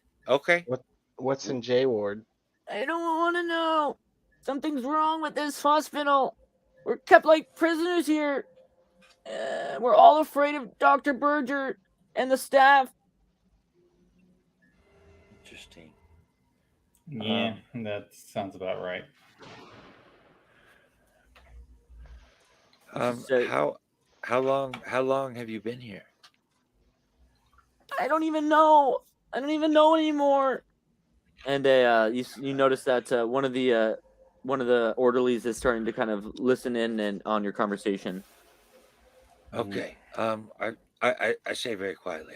I think we might be being listened to now. Perhaps we can talk later or something. You don't understand. You don't understand. You don't understand. You don't understand. Help me understand. And then the orderly rushes over. Oh, it's time for your meds. Let's give you your meds and get you back in bed, okay? I'm sorry about that, guys. She just has these fits sometimes. She just needs a little bit of her medication and she'll be okay. Come on now. And she kind of ushers her back into the room and you'll have to give her some time. She's just having one of her fits. I apologize about that.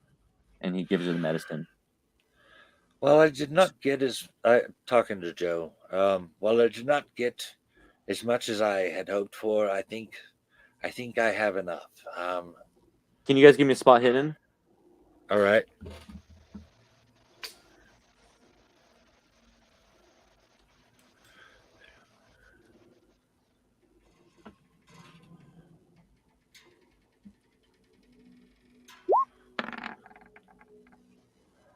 Oh, I failed that. What do I Nice. see?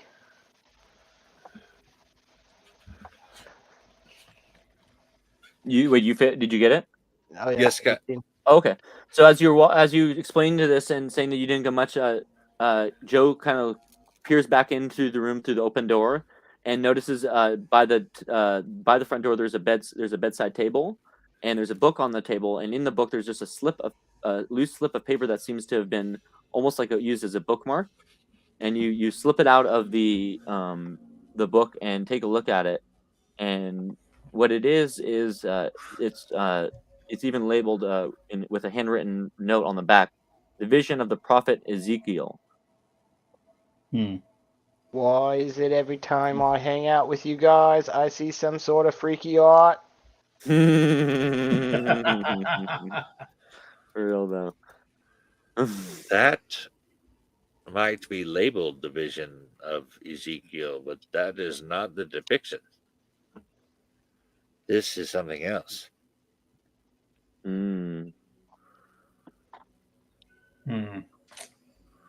I think it might connect into the stuff that I found, but I can't tell you until you come back. I think I've personally seen enough of this place.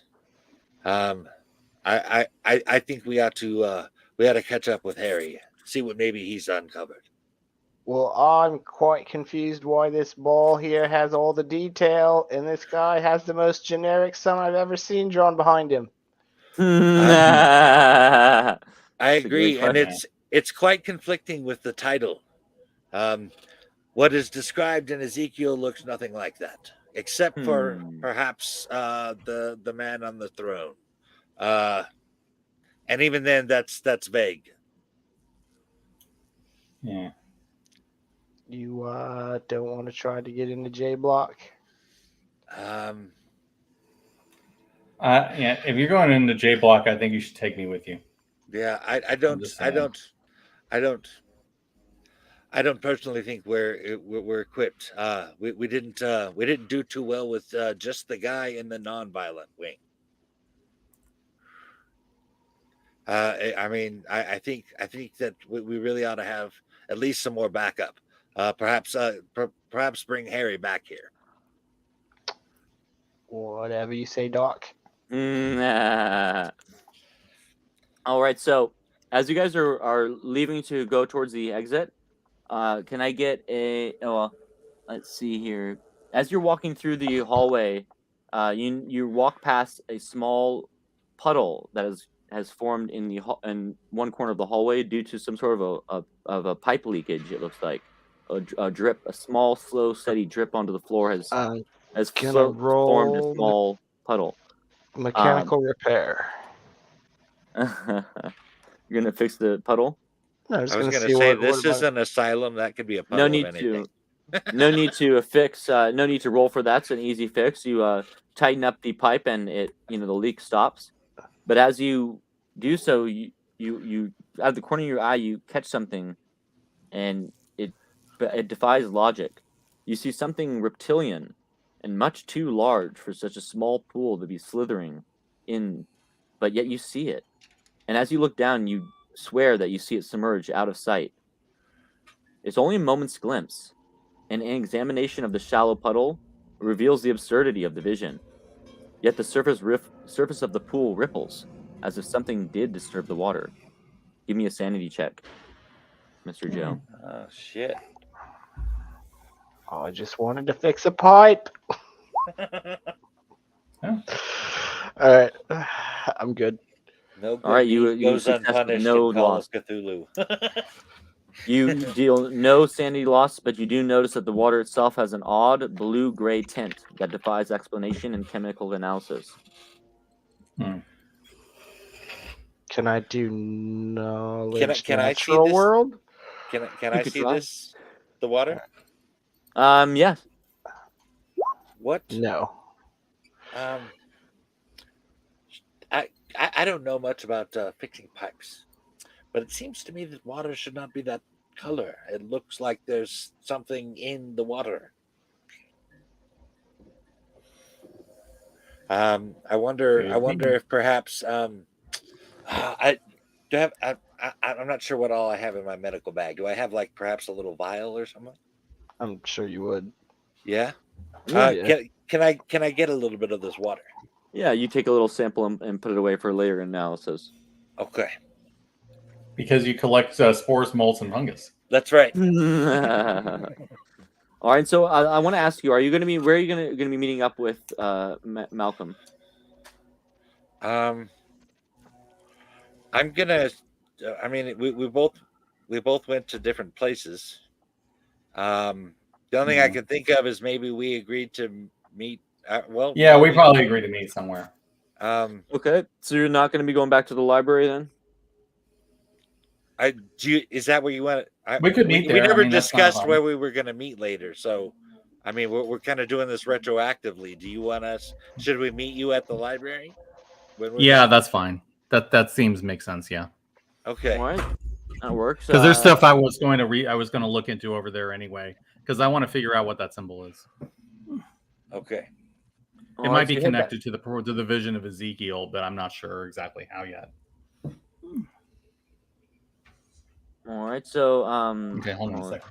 Oh yeah, no worries. So what's the problem?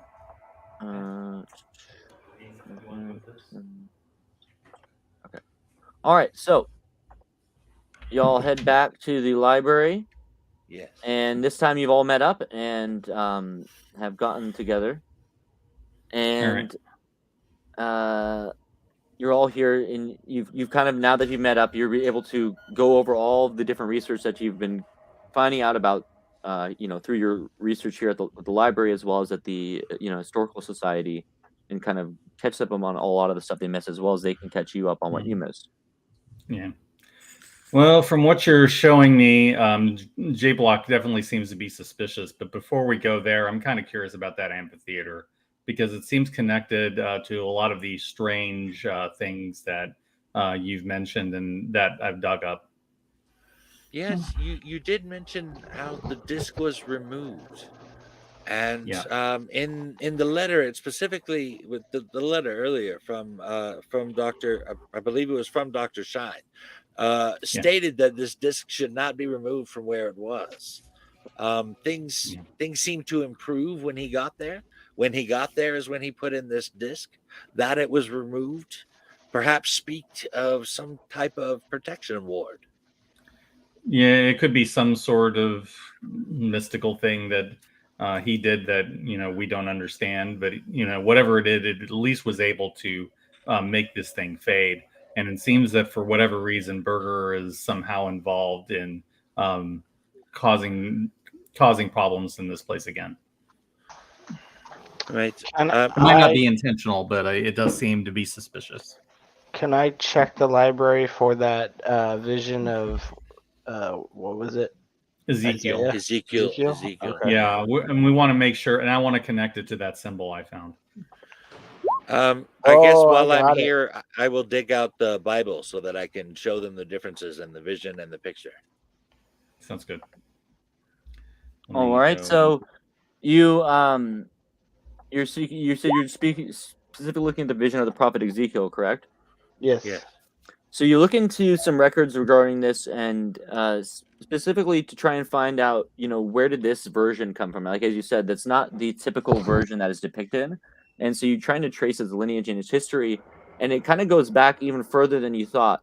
And you're able to trace it back to places, to sources all over the world, and see depictions that show something even stranger than what you kind of anticipated. So you trace it back. You find references to a Tibetan wall painting, that depicts some sort of, well, it's hard to say, but it looks like some sort of creature or entity coming out of the sun.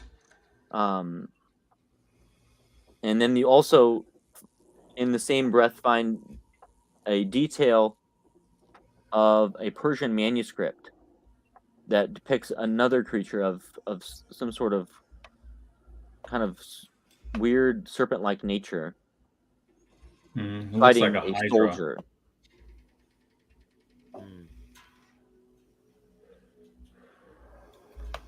Mm. These things I don't know anything about. We'd have to do more research on this Tibetan wall painting and this creature. I don't recognize them myself. No, I don't either. I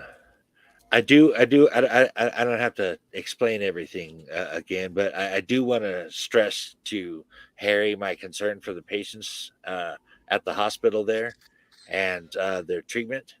I can't stand to see the suffering of others, and Harry would know. Yeah, I would agree. Although I would say that finding out what it is that Berger did would probably go a long way towards helping them, because I think that a large part of the problem is something unnatural. If you think that's best, I will take your advice there. I have to do something to help those patients. Understood. We will. And during your research, you also come across a few maps of the areas that may help you in getting the lay of the land. And so the first one is the larger Danvers area, showing the place where the insane asylum sits on Hathorn Hill. It shows the train station as well as the nearby town of Putnamville, as well as Danvers in the distance. And then the second one depicts a closer view of the hospital itself, specifically H ward, I ward, and J ward, as well as the paths that lead out to the newly built amphitheater and near the reservoir. Now that thinking about the amphitheater being in front of a reservoir, and then you mentioned some strange happenstance involving water.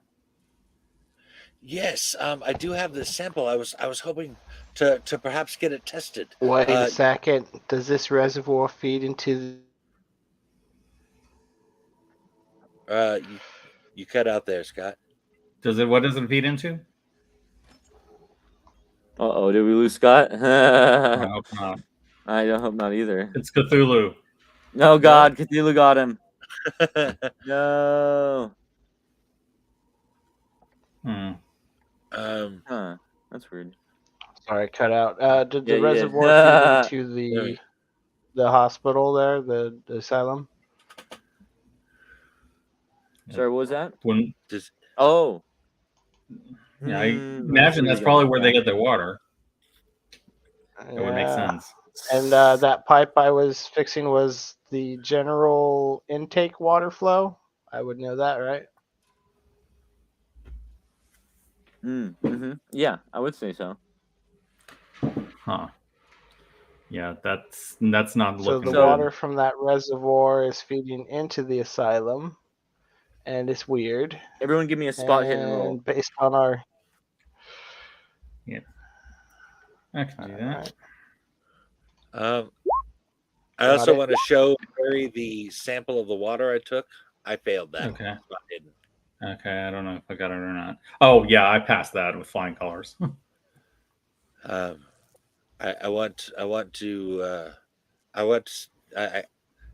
do you happen to know somewhere where this water could be tested? That's a good question. All right, did anyone pass that? Yeah, you would need. You would need. Yeah, you would probably need. You would probably need Yeah. Me I passed Steve. So you suddenly become aware that you're being watched and followed. You notice a stranger hovering just at the edge of your perception. If looked at, well, what do? You just had it hovering just at the edge of your perception. Yeah, I think we probably want to get out of here. Do Find you- somewhere more secure. Perhaps Same back with- to your office. Yeah, we could do that. Well, yeah, but if somebody's following us, we're going to be leading them straight there. Mm. We're going to have to find a way to lose him. Or we could chase him down, find out why he's following us. Well, that I'm down with either. that sounds a bit more like yours and perhaps Joe's thing than mine. Yeah. And Bjorn's. Can I get a well, let's see. As you turn to look at him, you see his face for a split second, and give me an intelligence roll. Okay. Let's see. Oh, yeah, shit. you missed. Yeah, I barely failed. So you try to discern the identity of the individual, but you just can't make it out, and it doesn't come to your mind at the moment. And as you try to study his face a little bit further, the figure seems to vanish into the woodworks and disappear. Okay. I'm going to try to draw the face that that I saw, on the off chance that somebody might recognize it. Did anyone else do the intelligence roll, by the way? I Everyone did did. not. I Give me a give Oh, wait. me a hard I intelligence did roll. I did. Sorry. I did the No, you 91 didn't. then. That was your. No? That was, no, Okay. you didn't. That was your spot Okay. hidden. Yeah. If anyone Alright. wants to look at the sketch and try and determine who it might be, you can do a hard roll on an intelligence. All right, I failed the check. How about you, Alright, Saga? I'll do a hard roll. There we go. Okay. I was going to Nailed say, Was it cheese?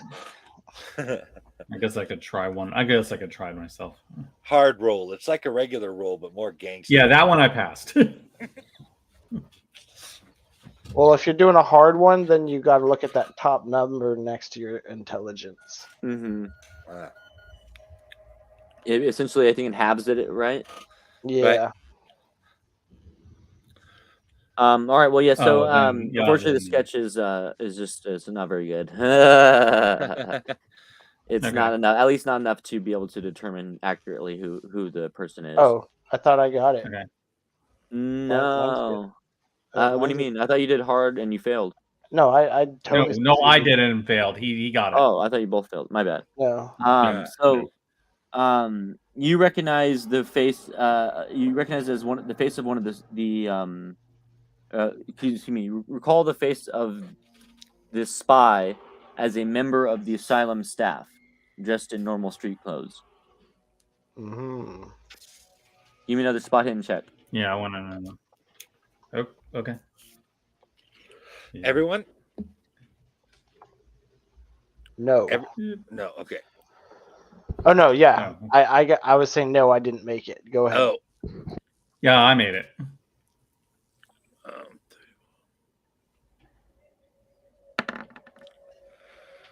Holy shit! I failed again. So you two don't notice, but Slugger just catches a glimpse, and he catches the man, and he's running towards the exit. What do you do? Tackle him, Joe. You gonna chase him? I will attempt to tackle him. All right, we're going to chases. I'm missing. Do do do do Yeah, do I'm do missing do do. So it's like it's that Pokemon in Pokemon where you go into the field and all of a sudden do. So there's special rules for chases, and it's called establishing the chase and then the chase round, and it allows for a dynamic chase. You can do it on person and cars. The rules work for any kind of scenario where you're chasing. Well, we've encountered a chase, so here we go.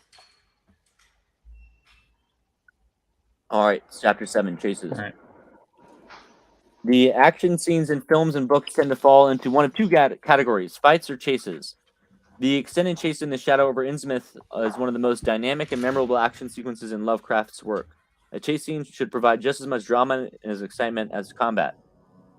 A chase is more than a simple test of speed. A good chase is made up of a string of dramatic locations that challenge the characters as they race through them. The characters may begin in a crowded marketplace before moving to narrow alleys, then climbing a fire escape, breaking through a window, pursuing each other through an apartment as a family, eat lunch, and so on. The chase is played out in rounds, much like combat. As each character's turn begins, the keeper should describe the situation, then ask what actions the investigator is taking that round. Only then should the keeper determine what dice rolls are required, the outcome of which should be incorporated into the story, perhaps changing the situation faced by the next player. These rules assume the fleeing character is an escape route. If the character is trapped, then they must escape before the chase can ensue. While some measure of gritty realism can be desirable, we'll avoid becoming overly preoccupied with it. First, these rules will address a simple one-on-one chase. Later in this chapter, multiple participants will be explored. Are you guys interested in doing this, or do you just want to skip it? It's up to you. If that's how the game goes, I say we do it that way. Okay, cool. Sorry, I know some people aren't into new rules, but I appreciate it. Is anyone chasing them but me? Right now I think you're the only one chasing it, so it is a one-on-one chase to start off with. Yeah. Which actually is kind of perfect. So the rules of chases are presented in 5 parts. Part 1, establishing the chase, a method for gauging whether or not a chase needs to be played out in full. In cases where the fleeing character is determined to be fast enough to get away, the chase will go no further than part 1. Part 2, cut to the chase.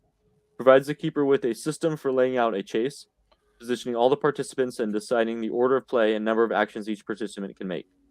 Movement. This part covers the essential rules for movement and for dealing with the various hazards and barriers that might be encountered. Part 4, conflict. Provides rules for resolving what happens when characters and vehicles try to grab, strike, or collide with each other. And Part 5, supplementary chase rules. Part 5 contains a selection of additional rules that complements Part 1 through 4. So, Part 1, establishing the chase. If the fleeing character is significantly faster than his or her opponent, escape is likely, leaving the pursuer far behind. The chase will be over almost as soon as it's begun. A single skill roll for each character is used to establish the chase, the resulting yielding one of 2 options. The fleeing character is faster than the pursuer, in which case it is assumed that the pursuer quickly falls behind and the chase is not played out. The keeper simply describes how the pursuer loses their quarry in a way that fits the situation.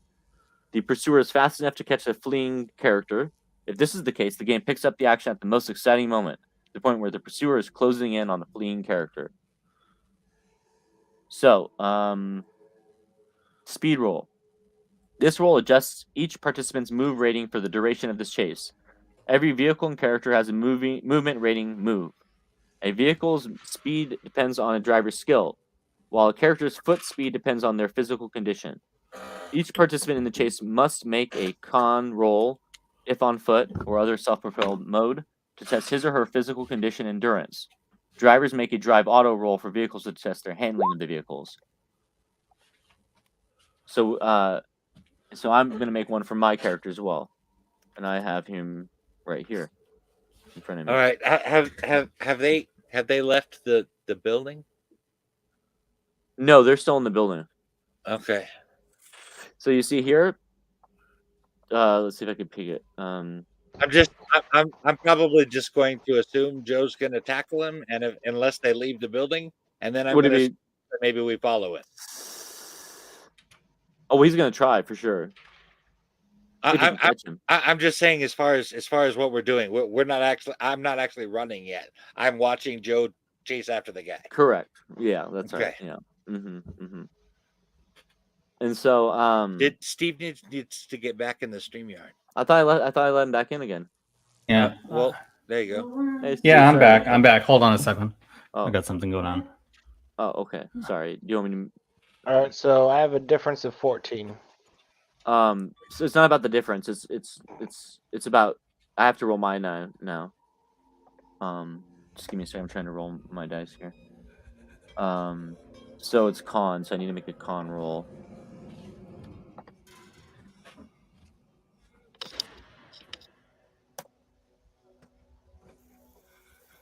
So I'm rolling 1d100. Sorry, this is my first roll of the game, I think. Yeah. I'm like, what do I do? Oh wow. Yeah. Yeah. I'm So here. yeah, It's he just- failed his con roll. So let's see. So on success, no change to move. On a success, there's no change to move rating for the duration of this chase. On an extreme success, +1 to move rating for the duration of this chase. On a failure, -1 to move rating for the duration of this chase. So I get a -1 to move, and you get no change, right? Correct. It wouldn't. I don't think it was an extreme success. No. Okay, I'll be back in just a second. No worries. Take your time, man. All right, and so compare speeds. The fleeing character escapes if their adjusted move is higher than the pursuer. The keeper is free to narrate a brief explanation of how this occurs or to ask players for suggestions. The chase is over, and the keeper should move on with the game. If the pursuer's adjusted move rating is equal to or greater than that of the fleeing character, a chase is established, and Yes. the chase rules are brought into play. Proceed with part 2. Cut to the chase, baby. All right, so let's compare our move speeds. All right. What do you got? I have a 7 since mine's not modified. Oh, bro. If the pursuer's adjusted move rating is equal to or greater than the fleeing character it chases, you just made it, dude.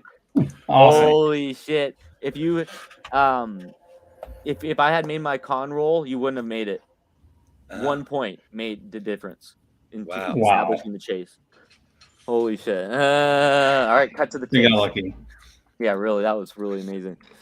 Would you call The that a point- shoestring tackle? I haven't tackled him yet. Oh,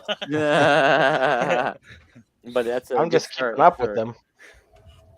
So, if the fleeing character's move was not high enough to lose the pursuer, the keeper should move the action onto the point at which pursuer is just 2 locations behind, regardless of how the chase started.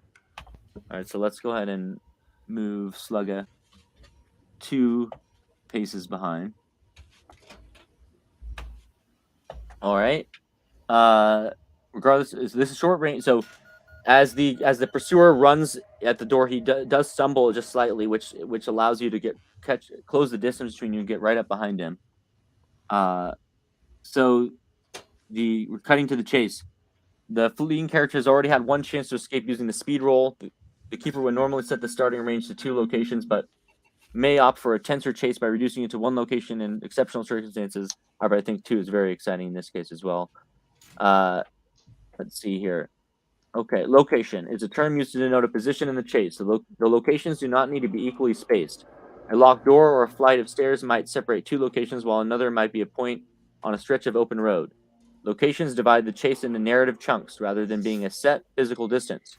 For example, a hotel might be divided into multiple locations: revolving door, crowded foyer, stairs, lifts, corridors, restaurants, kitchens, bedrooms, offices, and so on.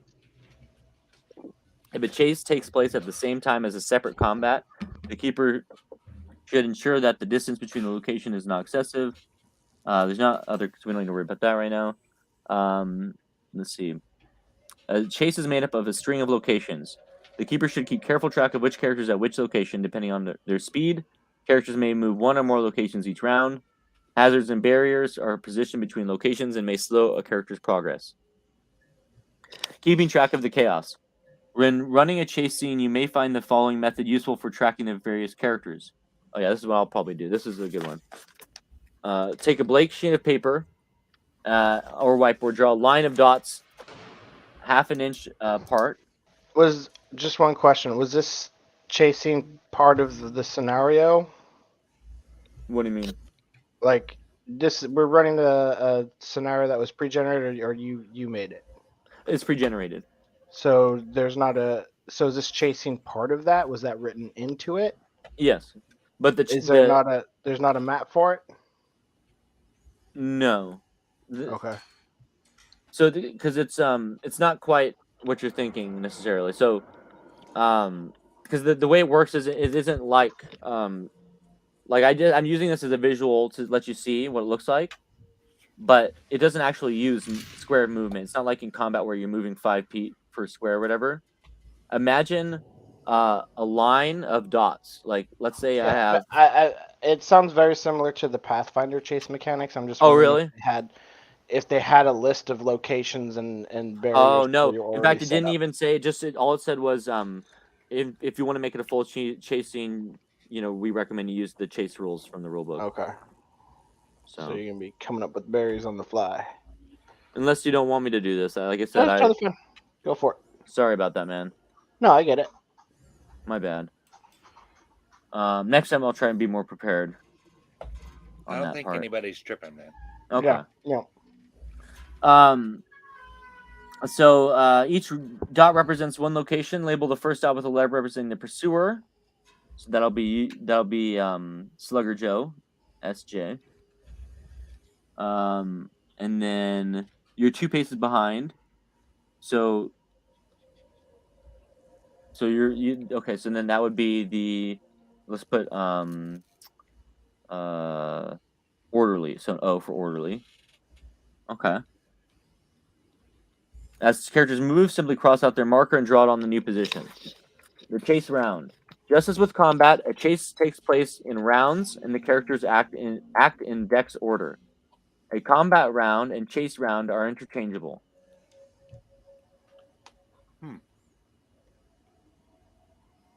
All right. So my dex is 55. Dexterity in the order of movement.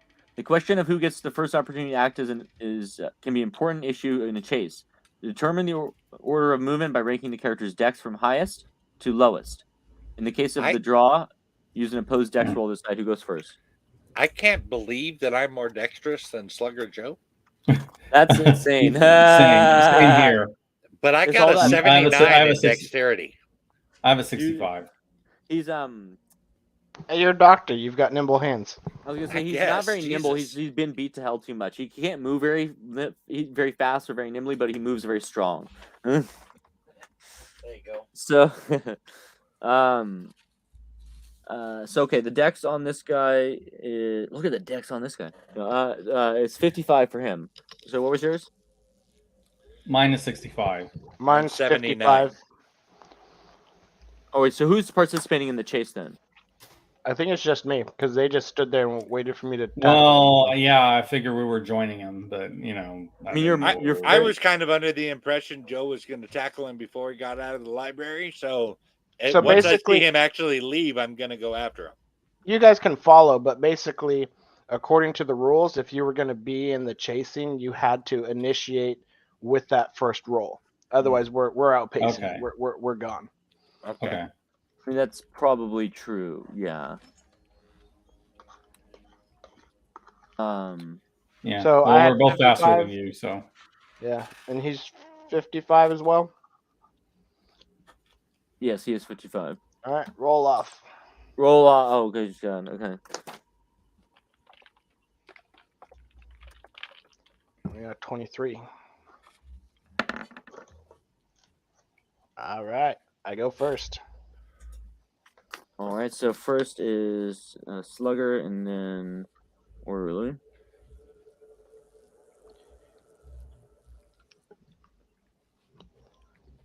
yeah.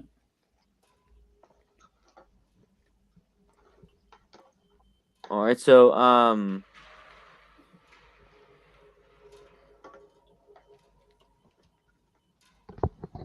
okay, sorry. Okay. So now that we've established the order of the actions, the on their turn, actions in the chase. Let's see. Hold on, let's see. No, that's not it. Let's see. Yeah. Movements. Each character gets a number of movements actions per round. Movement actions are used to move from one location to the next. Faster characters get more movement actions each round than slower characters. Every character and vehicle gets one movement action by default. To this is added the difference between their movement rating and the movement rating of the slowest participant in the chase. Thus, the slowest participant will always have one movement action. Someone with a move. Okay, so I guess you could join in the chase then, theoretically. You would just be farther behind. Where is our speed at? That's move. Move. Okay. Thus, this. Let's see. It's under combat. Ah. Oh, I see. I wonder if I can see it. Okay. Okay, mine is 8. Someone with a That's move what that mine is is. 1 above the slowest participant will have 2 movement actions. Someone with a move that is 2 above the participant will have 3 movement actions, and so on. All right.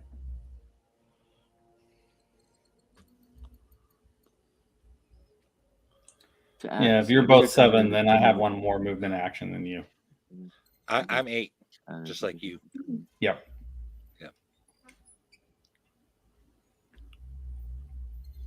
Okay, so what is everyone's movement rating then? Me and Steve are both at 8. And I'm Yep. 7.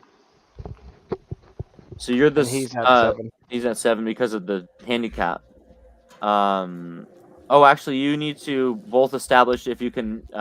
You guys need to make con rolls Okay. if you're gonna join into the race. Okay. Well, I'm kind of holding my action there. I don't know Okay, how you to can. work You're that. more than welcome to hold. Yeah. I'm just think- I like I said, I'm assuming that Joe's probably going to be able to tackle him before he leaves the library. Yeah. I'll be yeah, surprised when he doesn't failed and my go con after them. roll, so doesn't matter. So you would get a -1, so you would be at 7. Okay. So I'm pretty much at the same as the others then. And I failed that one.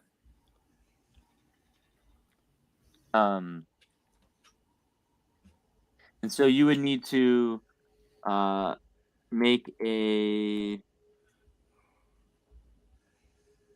Okay, so yeah, you can establish a chase as well, but you're going to be 1 more behind Slugger.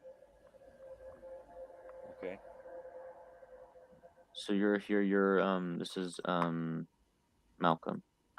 Okay. All right. So then the order would still be Slugger. It would be Slugger, Mystery Man, Malcolm. Okay. All right. And so the back to the movement actions. So everyone gets 1. Let's see if you're 1. So the lowest is 7. Slugger and Mystery at 7. So you get 1 Slugger. And Malcolm is also at 7 because of the disadvantage. So we're actually everyone. They're all equal, huh? Yeah. So that means that everyone just gets 1 action. 1 action only.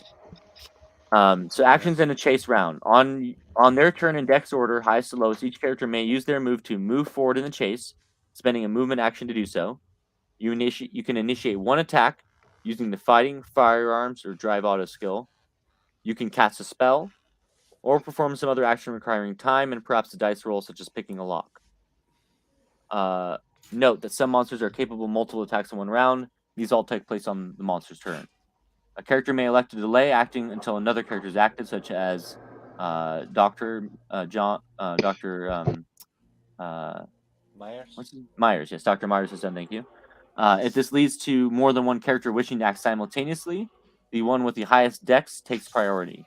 If both insist on waiting for the other, the round may end without either of them acting. You can also push rolls and chase scenes as well, just like as in combat. Part 3, movement.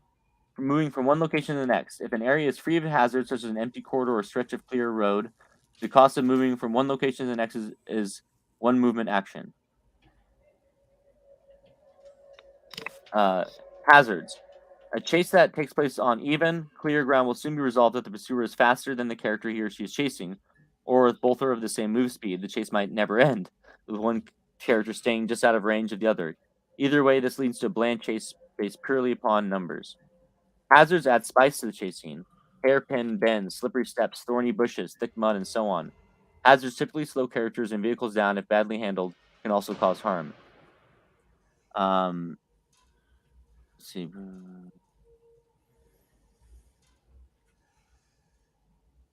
Okay. So I'm just going reading these few things to myself here. Let's see. If a character elects to take a cautious approach, movement actions may be spent to gain bonus dice on the skill roll. 1 movement action buys 1 bonus dice, or 2 movement action buys 2 bonus dice. If the skill roll is successful, the character or vehicle is not further delayed or damaged by the hazard and is free to move on. If the skill roll to negotiate if the skill roll to negotiate a hazard is failed, the keeper will decide if the damage is inflicted on the character or the vehicle and how much. So So to get over a hazard, the keeper will specify skill or choice of skills that can be used to negotiate a hazard along with a difficulty level. The keeper should welcome suggestions from the players for alternative ways in which their investigators might negotiate obstacles. And as always, the keeper is final arbiter of what skill is acceptable.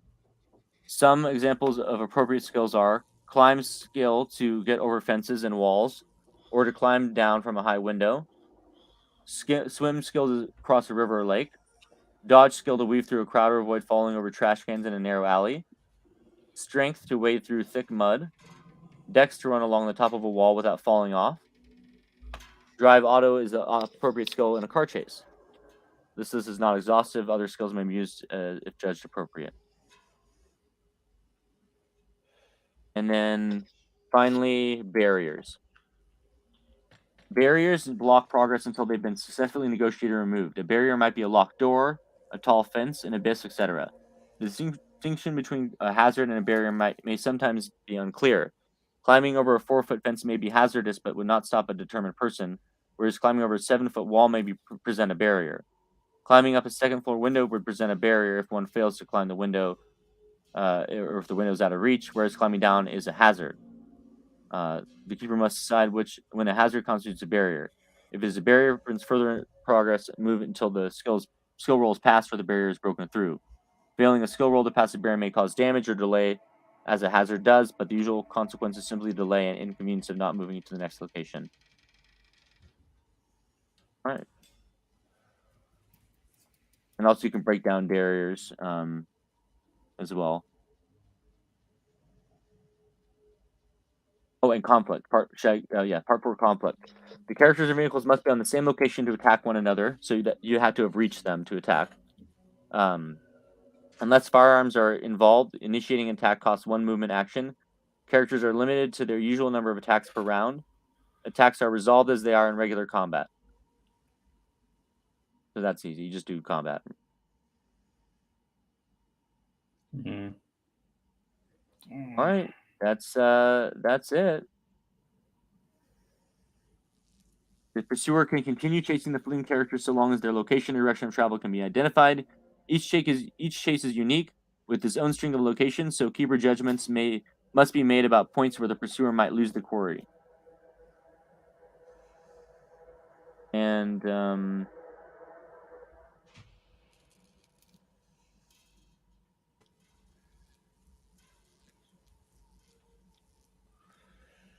does that make sense to at least a little bit?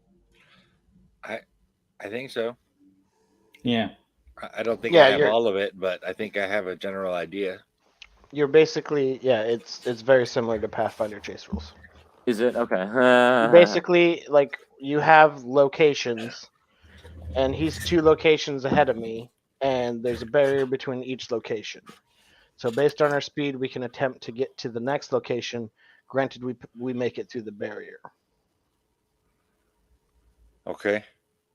All right, so Slugger, you get to go off first. So why don't you give us an example of what you think, of what you want to do on this round? Do you need to remind me of what you can do on the things that you can do here? So, if you can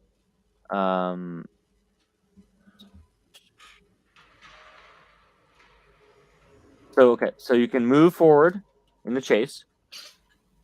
You can initiate an attack if you're close enough. You can do. You don't have any spells. You can do another action or skill. And then the let's see here. Mm. What am I trying to say?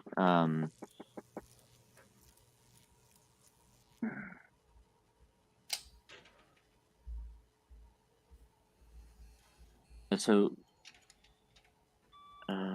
yeah. So you can move forward, but that's okay. How that? Oh, right. Okay, my bad. I am not familiar with the Pathfinder rules like you are, so that's a lot.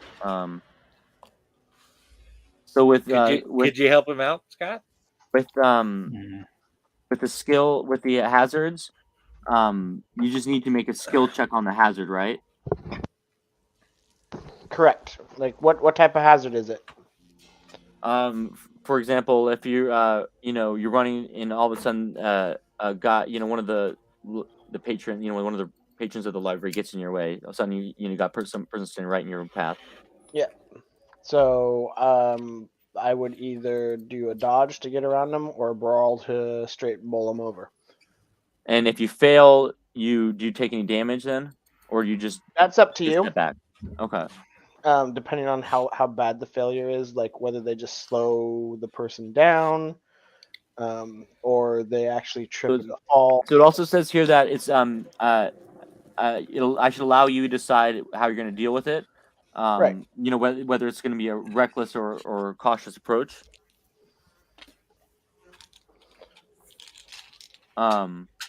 So for example, if you were to be cautious approach, you could take a movement. You could spend a movement, and then on your next turn get a bonus die, or you could just go in and go into it.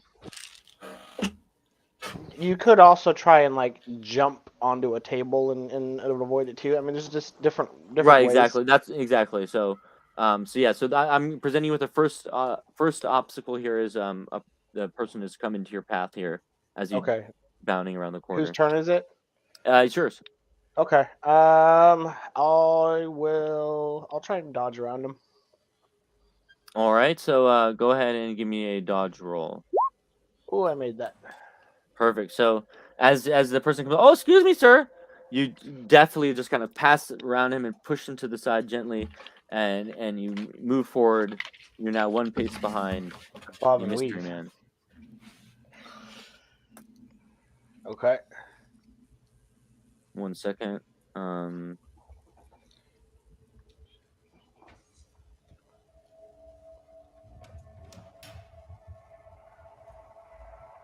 All right.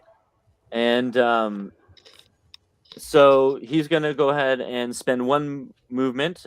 He's free, clear. Do you want me to send here? Would it be good if I took a picture and so you guys can see what I'm looking at?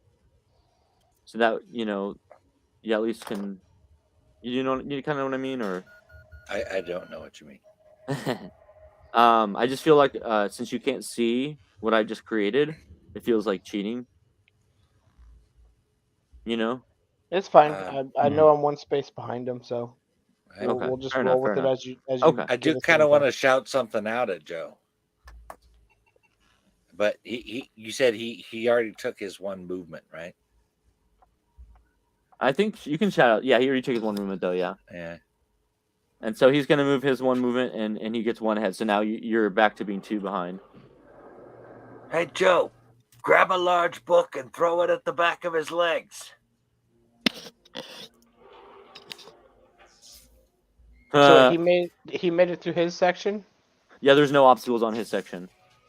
What do you mean there's no obstacle? There should be an obstacle between every section.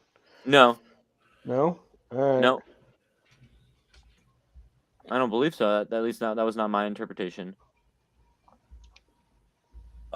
That's exactly how he described it. What do you mean? When he described the Pathfinder rules, that's Oh, exactly I'm not how talking he about said Pathfinder rules. I'm talking about these rules though specifically. it. Well, right, but he said that they're Every the same. character and vehicle, but they're not exactly the same, Oh, obviously, because okay. it says each character gets every character and vehicle gets one movement action by default. So you get one movement action by default. Skills and hazards. The keeper will specify a skill or choice of skills that can be used to negotiate a hazard. I will.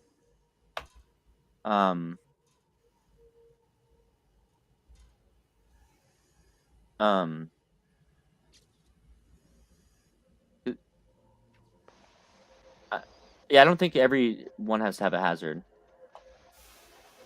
Hmm. I mean, Yeah, it's fine. So who's next? Well, I don't know. I'd assume me. I have the highest dex. Yeah. Right, but have you decided to do anything yet? I'm running after the dude, but I don't know about what the dog is doing. This is why it gets complicated when you're adding No, people okay, I mid see. chase. Is you're putting people on the grid, and then you're gonna have to create more grid behind the chase. I already See? did. Okay. He's two paces behind you, Slugger. All right, how this far point. can I move? Oh, so you're chasing now too? Oh, Mike, you're getting in on the chase too? I'm grabbing a book and I'm heading in the general direction. Okay, so then give me a Constitution roll.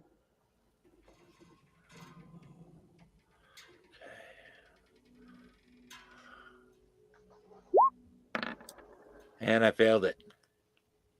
Okay, so that means that you get a -1 to your dexterity for now, or to your move for now. Sorry. So he's the same speed as everyone else. Yes. And so you're or you're one behind. You're one behind Steve, his character Malcolm. Okay, so I'm at 7 of my movement right now. Yeah. So you have essentially picked up a book and are 5 spaces behind. Well, I don't know. That's what I'm saying. I don't know how far I can move. You move 1. Well, he spent his action to pick up the book. Yeah.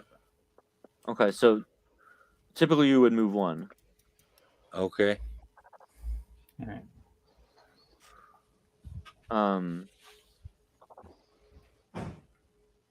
Okay, so then it's Malcolm's turn.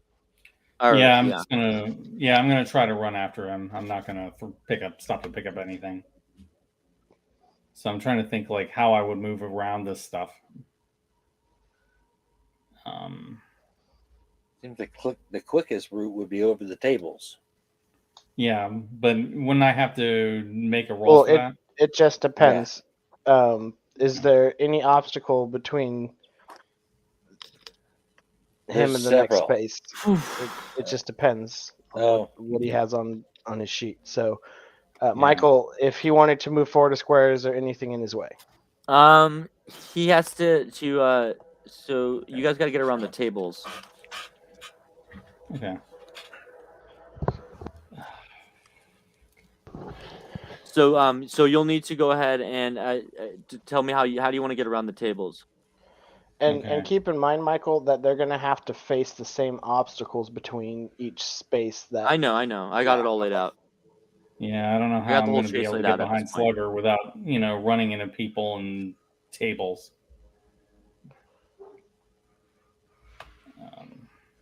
That's so funny. It's so funny now that I think about it, Scott. That same fucking the same customer in the library is gonna be like, "Oh, excuse me. Oh, excuse me." Yep. That's hilarious. 4, 5. I would even say like maybe you could do like I could get down here. No, you're not understanding how it's not about forget the squares right now. Yeah, don't worry about that. I just want to know how are you going to climb over the table? Are you going to try to slide under it? I was trying to go around it. I was trying to go around them. What did you mean when you said move 1 then? So look at it. Okay, let me. That's why I wanted to show you guys a picture of what I just created. He's I don't basically think it's think of it as like a little strip of like candy. Let me show him, Scott. Let me just show him. Where it's like spaces on a board. Let me just show him. It's a straight line, and he's put obstacles between some of the spaces. So the idea is that we're all going the same speed, and we can eventually catch him if we make our checks and he starts failing his. Does that make sense? Yes. No. Yeah. I mean, yeah, but I still don't get the movement. That's what I'm trying to show it to you. It's not about the movement. You're not moving. I'm moving you. Oh well, I moved my character. No, I know. So you're not. I just want to show you this picture, guys. It'll make sense to me. See, he's basically drawn a section of boxes, like literally like this boxes watch on a page. Okay. And each one is a location. God damn it. And Can you guys see my paper? Oh well, on StreamYard, yeah. Yeah. Yeah. Okay. Okay. All right. Finally, I got this visual cue I can show you guys. All right. So there's you, Dr. M. There's you, Malcolm. There's Slugger And- Joe. and each And dot is a there's space. and there's that's actually supposed to be the Mystery Man.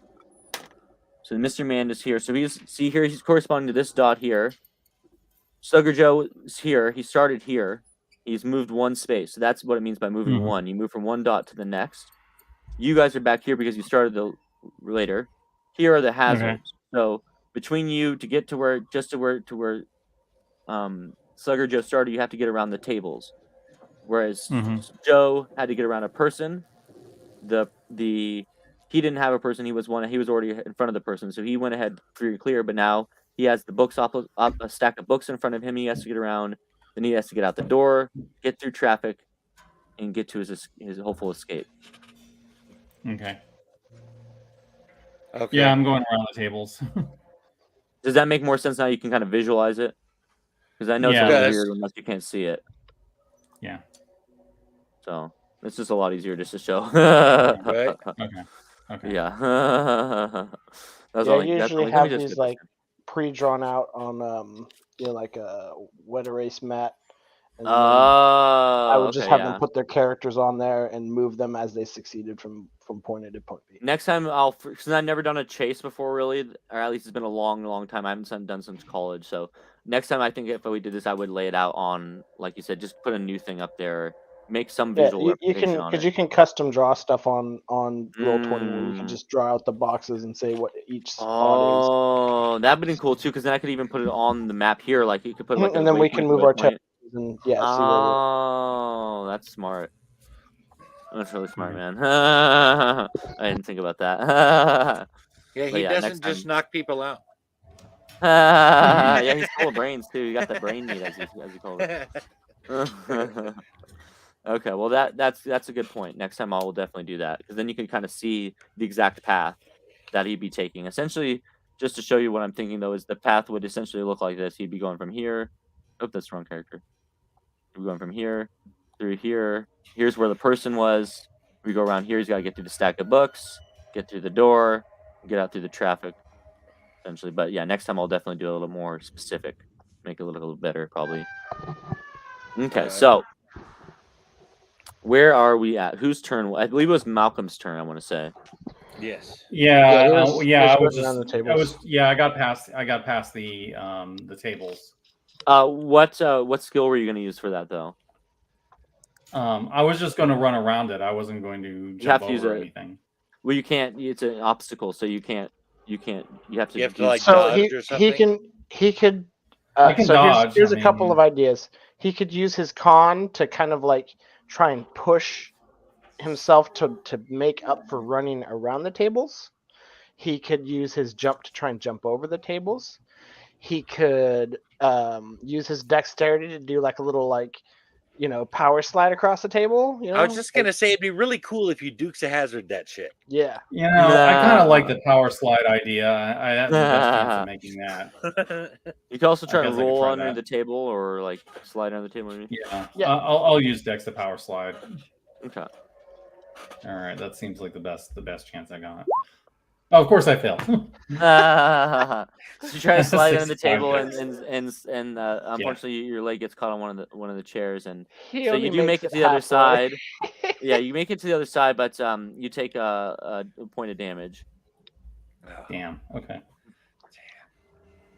You didn't do enough cock push-ups. But Yeah. now you're in line with as you know, actually you're 2 ahead of Dr. Malcolm now at this point, and 1 behind Slugger. Okay. All right, so then that means that it's back to the top of rotation, Slugger. Okay. All right. So I have a clear pass. So I can just move to the next one. That's right. Yeah. All right. That's what I do. Perfect. All right. Then the next one is the stack of books. The mystery man. He's running towards the door.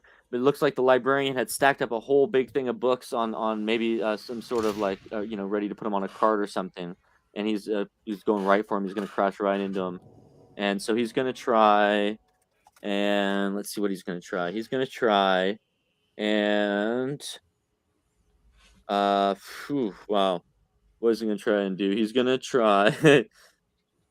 He's gonna try and intimidate the books. No, I'm just kidding. Let's see. He's gonna try and dodge out of the way of the book report. It didn't work out well. He's gonna try and dodge out of the way of the books. Does that make sense at all? Yep. Yeah. Okay. Yeah. Course correction. Course correction. Exactly. Yeah. So he'll roll for that now.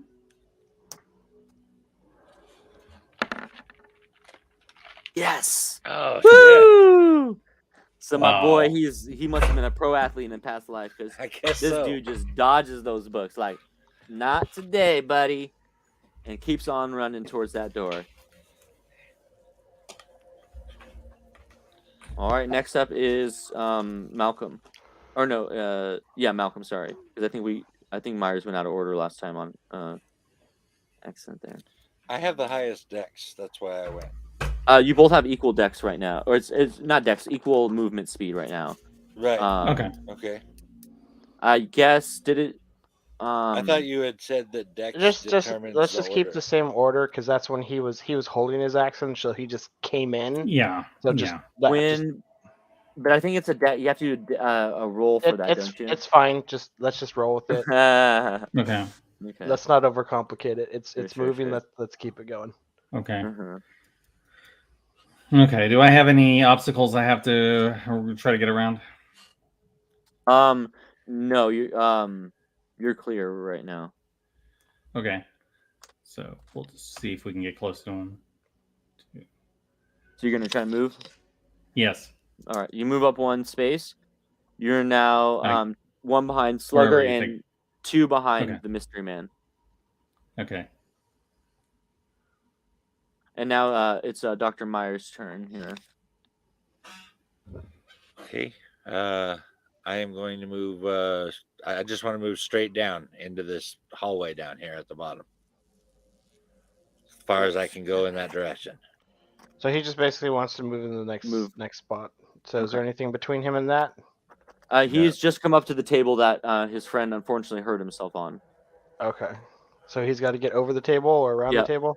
He's on his next turn. He's gonna have to jump over that table or get around to Oh, somehow. next turn. Okay. I thought I'm on the thing here. I'm right on the side of the table. No, What do you mean? don't worry about this map. He's Okay. got you on the dots. Remember I those see. dots he showed you? Yeah. Okay. Because So he remember, you said that started, you're on you the held your next- action, and so Harry Malcolm had one turn ahead, to gain ahead of you. So that's why he started a little farther. You started a little further see. back than he did. Yeah. So you're on the Okay. next dot and start thinking of how you want to get around that table. Okay. All right. Is it my turn again? I still have an action, right? No, your action was to move to the next dot. which is- I see. I got yes. it.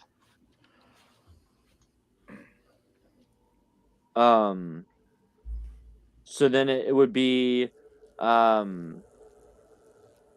would be actually the top would be Slugger's turn. Okay, so I gotta get around the books. Yep. All right. Or let's no. Dodge.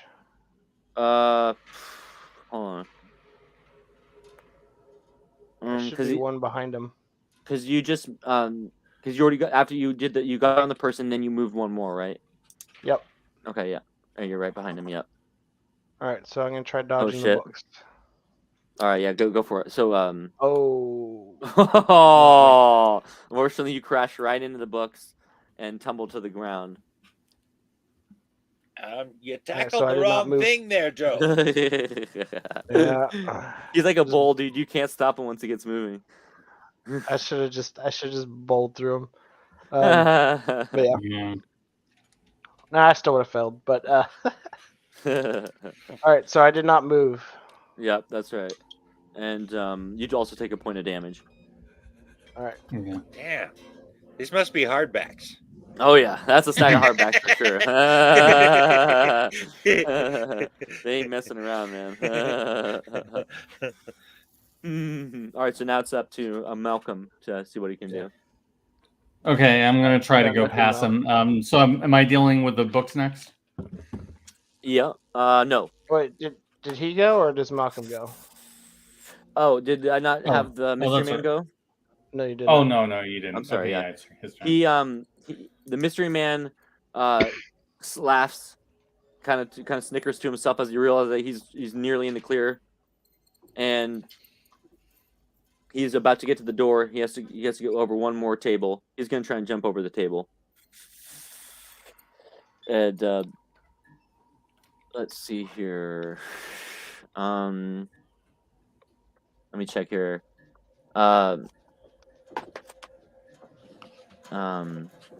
Sorry.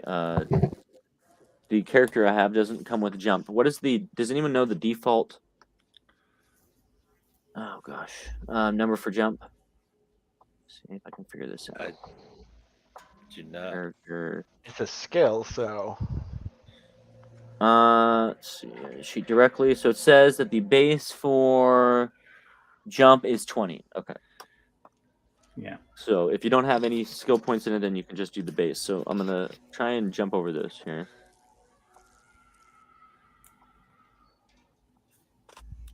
Or should I do anything better than that? he's making poor decisions, Michael. Let him try. You can't dodge. Yeah, really. He's trying to do a Hotline Miami kind of thing. He's trying to be cool, man. Let him try. Yeah. Man. Let him cook. Oh Oof. shit! So he tries to jump over the table and is not cool at all and totally beefs it. And so he jumps and his back foot gets caught on the lip of the table and he falls face first onto the top of the table. Dude, I totally pictured that happening before it happened. Like that's Really? how I am. When you said he was gonna go over the table, I went, he's gonna go face first into that. That's amazing. Are you sure you're not clairvoyant? All right, so now it's Malcolm's turn. Yeah, I'm gonna have to go after him and try to get past those books. I guess I'll use dodge. I just don't see any other skill I have that would really work for that. Power slide into the books. No. I guess Yeah, that's not going to work. For the next table, it would probably work, but for that, you for could that smack. You could hit the books with your fists. Punch the book. No, I don't think we're going to punch the books. Yeah, that didn't work. Dude, power slides are not your thing. Yeah, I was trying to dodge and it didn't go. So I think didn't Slugger just collapse onto those books? No, that's a different thing. No, I could have sworn you ran into the books, man. Oh, okay. See right behind me. No, am I confused? No, he did. He just ran into the books. Oh, I think Steve confused me. Okay, Steve, you were not at the books right now. Where am I? You just dodged the person you were trying to dodge the person who came out and was like, "Oh, excuse me," and they kind of tried to walk right into you on accident. Oh, okay. So you ran into them. So you bonked each other's heads and fell. You fell to the ground. Yeah. Yeah. Sorry about that, dude. It's like, God.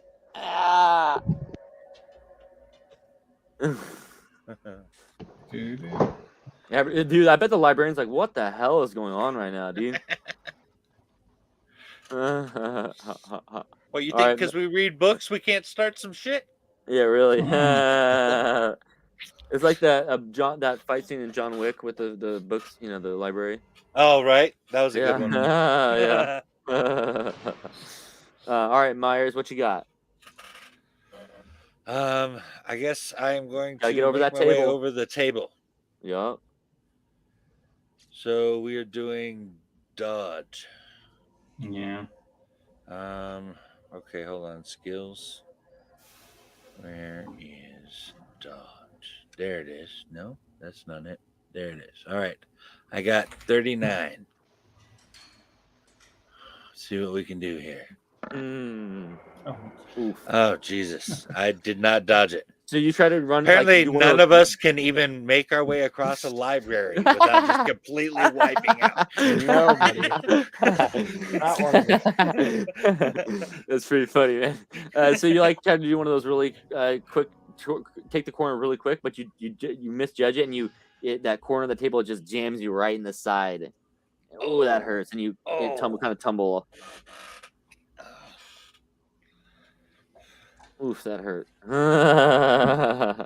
And Slugger, it's back to you. Can you make it over those bucks?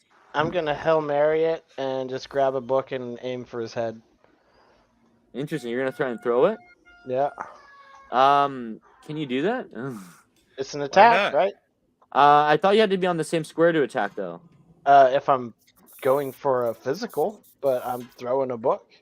Because I could shoot him too if I had a gun. Well. Yeah, I could shoot him, but I just don't want to do that in the middle of a library full of innocent people with no probable cause. So just Hail Mary. Now, like if we were in an area where it was more spread out, then yeah, but this is close by. Isn't it the characters or vehicles must be on the same location to attack one another? Oh, unless firearms are involved. Okay, I take it back. Good call, man. Good call. All right, I'm gonna throw this book. Hail Mary. Yeah. Oh wow. Yeah, that sounds good. No. Nobody's hitting worth a damn. You throw the book right at the back of his head and it sails clean and it just bounces off the wall harmlessly. Much like when he tried to read the book, it went over his head. Ouch. That's funny. So initiating an attack costs 1 movement action, so you can't move this turn. Nope. And then he's gonna get out of here. Oh wait.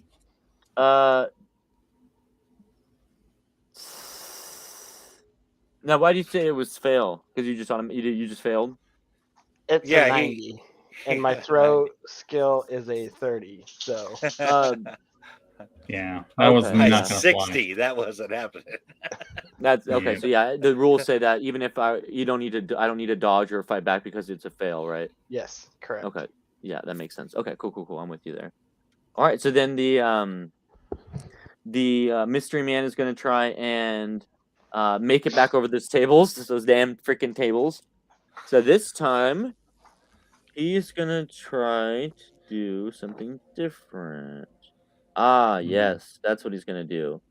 He's going to try and use his brawl skill to just kind of grab the table and just throw it to the side, like just toss it out of the way. Yeah, table flip that shit. And so he'll be, as I said, he'll be using his brawl skill.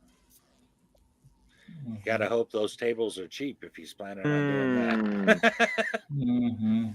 Nice. Extreme success.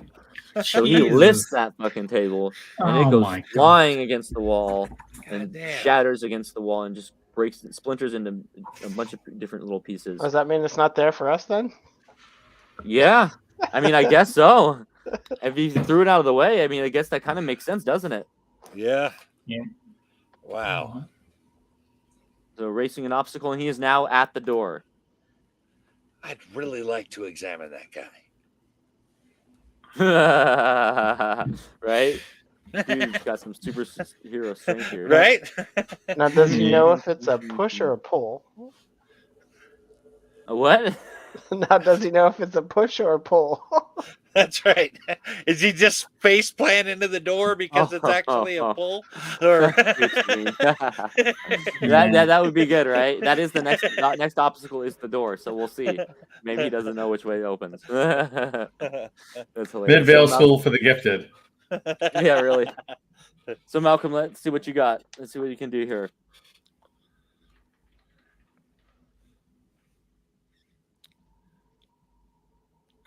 You're up, Harry. Oh, it's my turn now. Yeah, that's right, because you just won. Yeah, I guess I'll just keep trying to make my way past. All right, so you're. Oh yeah, you got to get around the person. Yeah, I gotta get out of the way. You guys that were dude. just. Yeah, I apologize as I go through, but I'm running. And so, what do you do this time to get around them? I don't know. I don't know Maybe you could what I have that persuade. would They should really just work. fast talk him or persuade him. Be like, can you just like get out of my way, please? I really don't have a fast talk. Much fast Oh, talk. okay. Let's see. Let me You see could if I can find any something. intimidate or I do have 25 in intimidate. I'm trying to see if I can find something better. let's see. If you're gonna here. bother intimidating him, why not just shoulder block him out of your way? Oh, yeah, you could. Yeah, I mean, that's true too. Yeah. That's true. You could just Roll. do an attack. He's on the same square as you, so you're allowed to do an attack. I guess I could just push him, like use strength. Yeah. Okay. All right. Or I you guess could I'll use try that. a fighting maneuver as well. Like you could grapple him, which would use. I have which would use brawl, but that's skill. lower than it would Oh, than okay. trying strength. Okay. So let's try it. Let's just try strength. Oh, come on! Damn. So you like try and shoulder check him, and you actually you realize this guy's a lot sturdier than you thought, and he pushes you back to the ground. What the hell's your God, what problem, is- man? You what looking is for a with- fight here? I'm trying to get out of the way. Jeez. Dr. Myers. I think I'm almost ready to just let him go because I know we're just not going to be able to make these rolls. Okay. Our luck on these rolls have been horrid. I know. What's up with that? All of a sudden, rolling great the entire game, and then all of a sudden during the chase. Yeah. Okay, so I wiped out trying to get over the table. Do I have to try to get over the table again? Yep. Mm-hmm. Okay. And we are I think trying that's how that works. to... Am I not understanding that right, Scott? No, that's right. Okay. And I'm sorry, what was the stat I'm going for again? Dodge or... It's up to you. If you explain how you want to do it, and then we can go from there. My character's probably not going to try to do something fancy. So I'm thinking I'm thinking he'll probably just try to go around the table. I can allow you to take, if you want to spend one movement action, I will allow you to go around the table, but it will take an Okay. extra turn. Okay.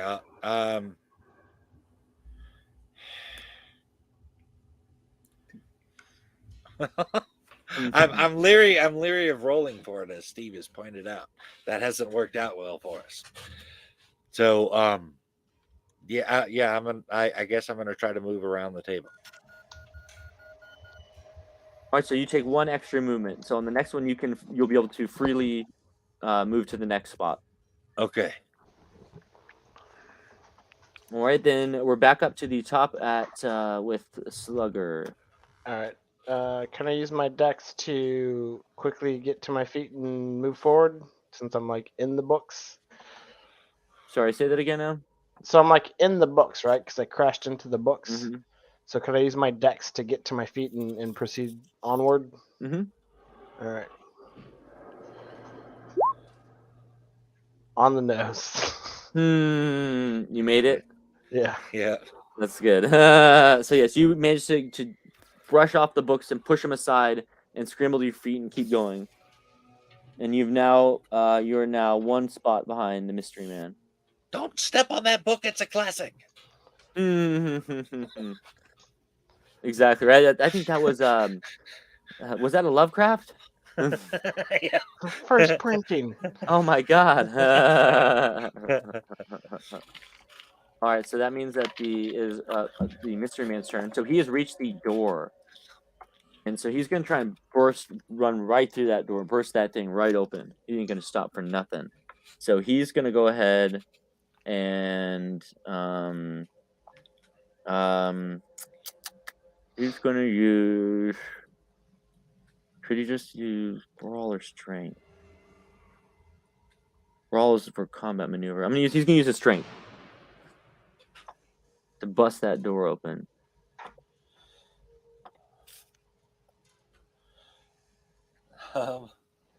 I'm guessing on a library this sturdy built. I think wow. breaking that door open is going to be a little more difficult than he thinks it is. And it turns out you would be right, despite his massive strength.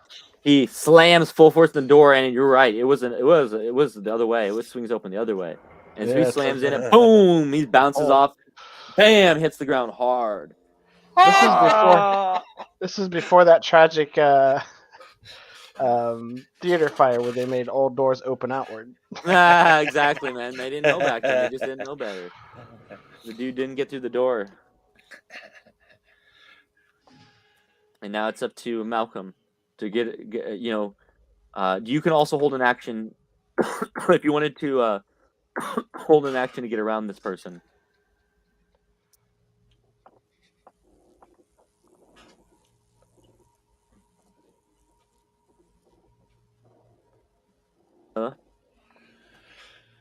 Hello?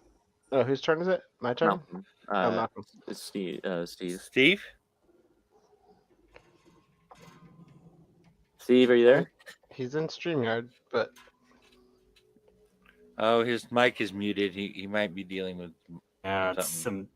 Yeah, sorry, I was on mute. Yeah, I'm trying to get around. I'm trying to get around the guy. And there's no more table, so the table's no longer in the way. By the way. Yeah. So yeah, let's go. Yeah, I'm just gonna go around him. Try to. He's gonna hold as well. Okay. Yeah. All right, then Myers, you're free to move past the table, around the table. So you took your time and you moved around the table. All right, so you moved up one. Slugger, you're one away with no obstacle. What are you gonna do? I'm gonna get up on him.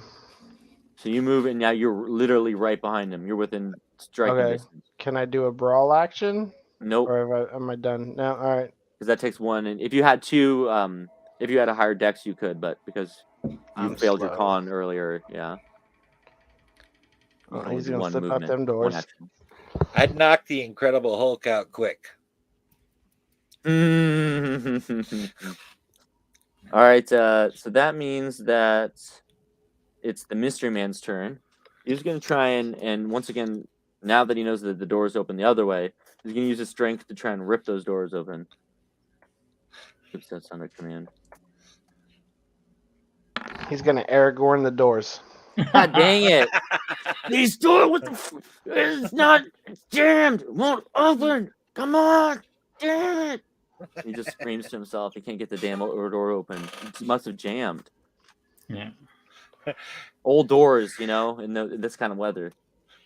All right.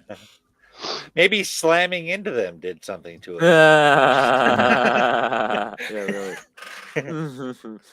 Malcolm, you have now have free to move to the next spot as well. Yep, that's what I'm gonna do. All right, excellent. And so now you are two behind Malcolm. I mean, two behind Slugger and the Mystery Man. Okay. You're closing in, so you're right. Where did your character go? So you're right here. And then the good doctor is over here. Oh, these characters aren't actually in the game, by the way. These guys are. Which one is you? That was you, right? Yeah. Okay. All right. Okay, so it is now Myers' turn, and so you can go ahead and move to the next space. There's nothing in your way here. Okay. Draw my pen. Oh, okay. All right, so you're in the next spot. So now it's back up to the top. Slugger, what are you gonna do? Tackle. You're gonna do a tackle maneuver. Yeah, brawl. Okay, so he's gonna try and fight back. Yeah. Ooh, that's not great.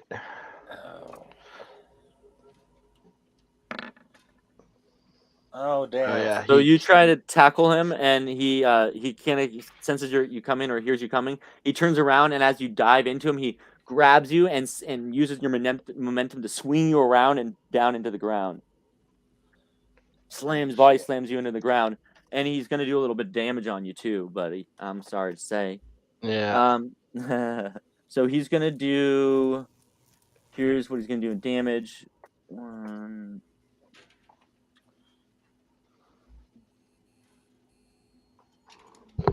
Oh, okay. So he's gonna, and this isn't it. Just give me a second here so you can move that. He's gonna do that. He's gonna do.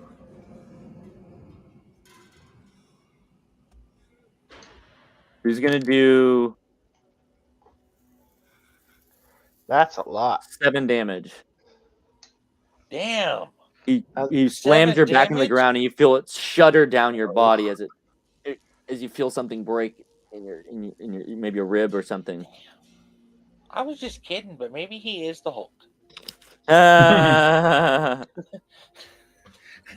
Oh, you know what? I'm sorry. I take that back. My apologies. -3 of that. -3 of that. Oh, 4. Just 4 damage. That's just a 4 lot damage. better. Sorry about that. Yeah. 7 was a huge chunk. That was my bad. I was he has a damage bonus, but I realized the damage bonus is already included in the stat. Hold on a second. And I was adding the damage bonus twice. Okay. So that's my bad. So yeah, just 4. Whew. Damn, you But had still me worried there for a pretty good second. big hit, you know. I'm thinking I only have 12 points. If I took 7, that would really suck. I don't know what Joe's got, but So yeah, so he slams you in the ground and you feel a rib crack. oh shit. And then he turns to, and then on his turn he's gonna try and get those freaking doors open. He's like gonna fucking get those doors open no matter what it takes him. He's gonna get those damn doors open. So yeah, he's gonna go ahead and just brute strength it again.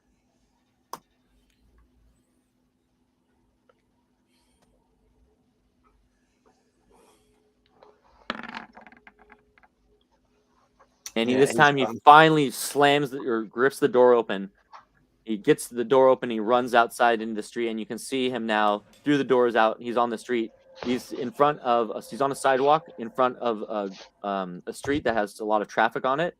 And across the street, you see a car waiting for him, with the engine on, ready to go. Congratulations on figuring out how to use a door. All right, so now it is up to Malcolm's turn. Yeah. Yeah, I'm just going to keep running. Can I see outside from here? Let me think about that. I don't think so. Oh, that's. Oh, actually, yeah, no, you would be able to. You would be able to. Okay. Okay. Yeah. Can I see the car that he's running to? That no, that. Okay. Can't. All right. Okay. Yeah. And the only thing I could think of to do is I got my gun, but I just think that it's too dangerous. By the way, you're here, and yeah. Okay. I just do not have any kind of legal justification to take it out. All right. So what do you want to do there then? Yeah, I'm just gonna keep running. Okay. That's all I can do. So you've made it to now. On the next turn, you approach the stack of books that have been spilled all over the place. Yeah. All right, Dr. Myers, it is your turn now. I'm just going to continue running forward. Continue moving forward. Is there something in my way? Let's see.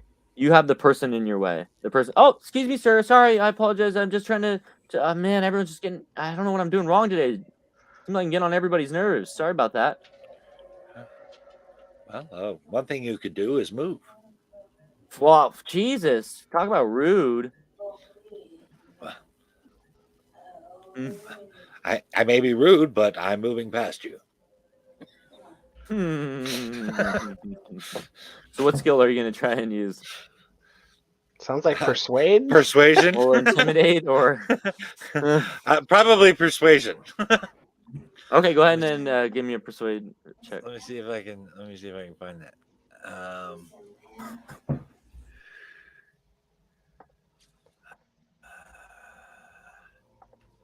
I'm not seeing persuasion 10. Oh, that's not going to be good. Whoa.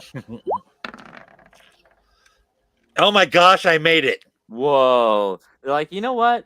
I can really appreciate that perspective. Like, you're the first person who just talked to me like a human being today. Like, I appreciate you treating me with respect. And yeah, I'll get out of your way. No worries. Here you go. And he just gets up out and you get out of your way. That's all it took. Just treat him with a little respect. Or in my case, be a little rude. You All right, so did I move past it? did, yes. All right, You persuaded him with logic. that's right.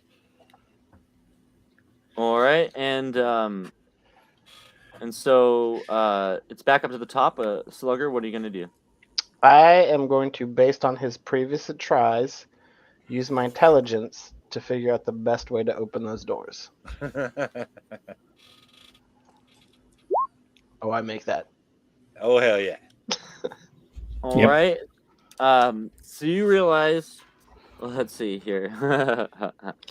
I'm gonna say that you learned from his past mistake. So you saw that they were going, they're going inwards, and so you're not gonna just bolt right through them. Instead, you're gonna go ahead and place a well. How would you do this? They're swinging inwards. Gonna Aragorn that shit. What does Aragorn No, I do? guess that's outward, isn't it? I was gonna say if you could kick him outward. It can be either way if you open, because it looks like double doors. So you just Right. pull them in or push them out. You realize that it's got a bit of it's kind of like a stuck door, so you got to jiggle the handle in just the right way to kind of get it loosened to get the door to just swing open. It's got kind of like one of those handles where you just got to open in the right way, Oh, okay. and so that you're gonna get a bonus die on your attempt. Oh no, I And you already. remember- Oh, what? I can just figure that out and just do that. Oh 'Cause I well. made the Because you already rolled. Oh, I see what you're doing. I'm sorry. I thought you were trying to Yeah. get a bonus die or something. No, I'm it's sorry. just like Okay, yeah, I see what you mean. Yeah, that makes sense. I can accept that as the answer. So yeah, so you figure it out. You jiggle it loose, and you don't even have to worry about slamming anything or shoving things open because it just comes right open, nice and easy, and you move right through it. And so now you are on the same square as him. You have both made it out onto the city street, and I'm just praying that he gets hit by a car. exactly. He's looking across and he sees all these cars coming, and by the way, just so everyone can see, that's where he's at right now. He's gonna kind of oops. Oh, he's full Frogger now. Yeah, literally, dude. He's frogging it, dude. And then Slugger Joe is on the same spot. So let's get you over there, Slugger. Boom. You're gone out of the library. You're now on the street. Boom. All right. Now let's return back to the library. All right. Yep. It's actually no. Is it the Mystery Man's turn now? Actually, Yeah, his turn. My bad. Okay, so Mystery Man's gonna try, and he's like he sees the car across the street, and it's some men are in the car waiting, and go, hurry! And he's like, you can see he's like desperately trying to run as fast as he can, and so he's got to make it through 2 lanes of traffic before he can get freedom. So he's gonna try and get through the first lane right now, and so he's gonna try and use his agility, his dexterity, to try and get past it.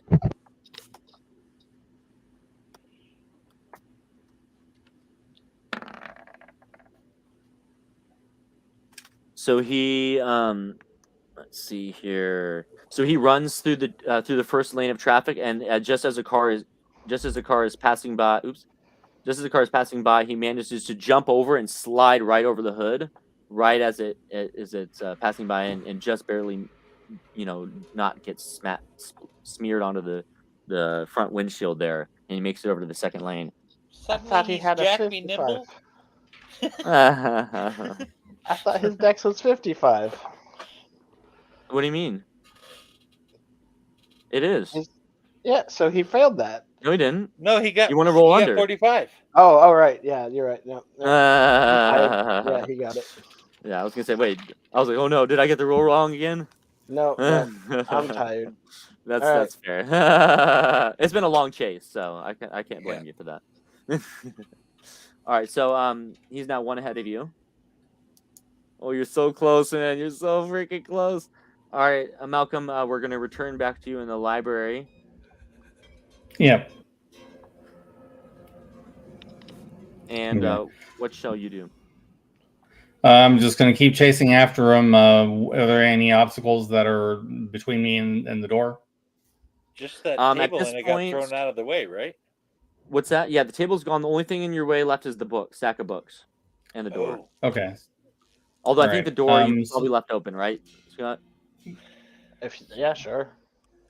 yeah. The door you figured out. You left that open, so that can be erased. So you guys just got the books, and then you can get out. Yes, not only did I figure out the trick to opening the door, but it also can be propped open. Exactly. Yeah. All right. So I guess I could use my dex to slide around the door. I mean, slide around the books. Exactly. Yeah, Okay, we'll do that. like Call of Duty style. Yeah. Yeah, I got that. Perfect. So you Nice. managed to get around the books, and you slide around the books, and boom, you're back right on your feet, and you don't even miss a beat. You keep going, and you're bounding for that door. And then Very cool. Myers, what are you gonna do? Move forward as well. Yep. So you move forward, and now you've reached the stack of books on the Alright. next turn. All right, and then Slugger, you are one behind. What are you gonna do? And Frogger dodge my way through traffic. This is gonna hurt. Stay in traffic. Oh, I made that. Nice. So you look and you see a couple cars coming, but you're like, I can make it. And you run as fast as you can, and you barely make it across right before the car slams right into you, and you make it into the lane. You're right on top of him. But he's within 5 yards of that car, probably, if not less.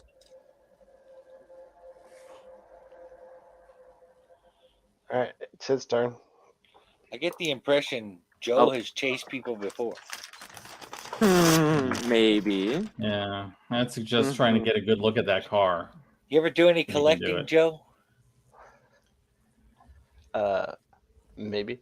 Hmm. Serving subpoenas, so- collecting it, same thing. It's like, I'm gonna make it. I'm gonna make it. So he's gonna try and dodge this last car and make it to his vehicle. Dodge away out of the way of the traffic here at the last second.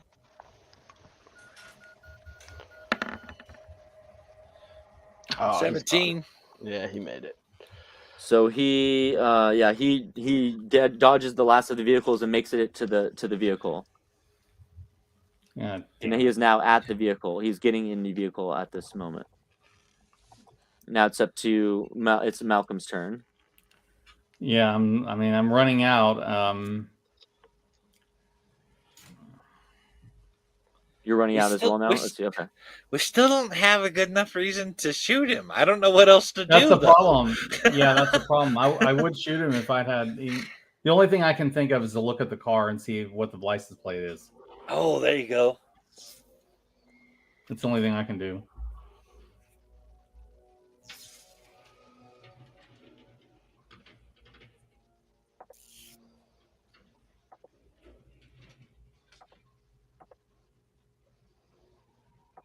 Sorry, whose turn was it?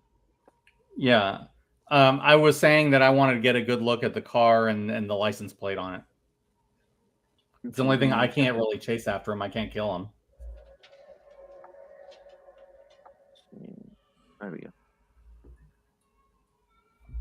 No, Yeah. you're pulling a Riggs here when we need a Murtaugh. In the leg. Yeah, that's Steve, the in the leg. yeah. No, I can't do it. Well, I have kill no him. legal And, justification to draw. Right. So back in the library, Malcolm makes it to the door. So you're standing in the doorway here, looking out onto the street. And so what you can see is you can see in the middle of the street, you see Slugger, and across from him you see this guy, and he's getting inside a car right now that's waiting to go. Mm-hmm. I guess I should have the car be turned the other way. That makes Yeah, no probably. sense. Okay, then I need to try to get a good look at the license plate. So can you give me a spot hidden, or Yeah, spot hidden will work. okay. I've got a pretty high spot hidden. Yep, totally made it. Yeah. All right, perfect. So you were able to write down the license plate number, and for later use there. Yeah, that's about all I can do.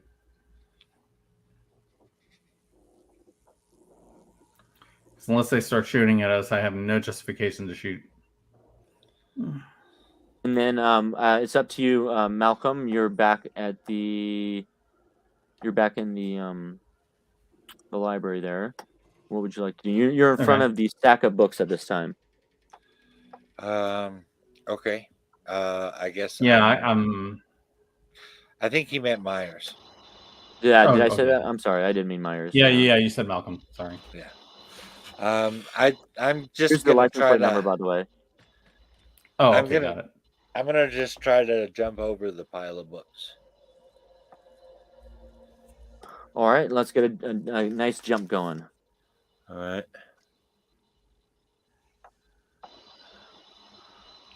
20. All right. Come on, we need something low here.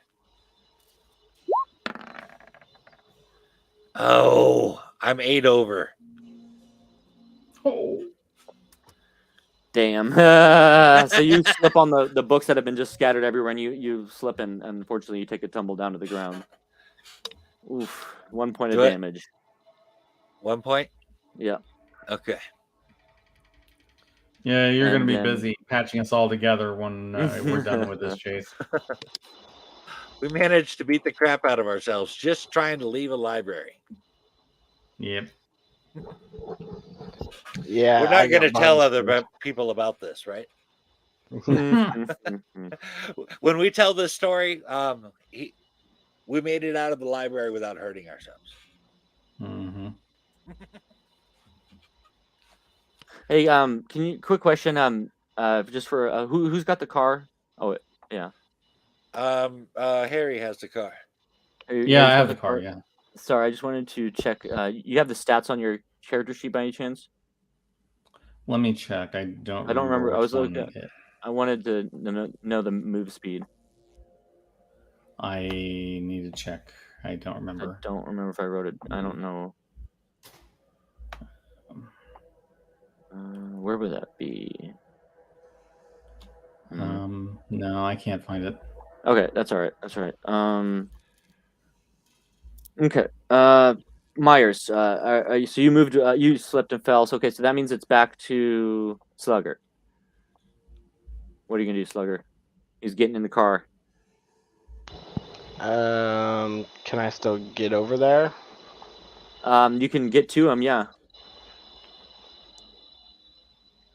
I guess I'll try and get it across the street. I just barely make that.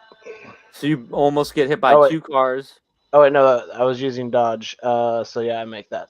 Okay, so yeah, you dodge out of the way of an oncoming car and get right behind him as he's climbing into the vehicle. And they're gonna drive off.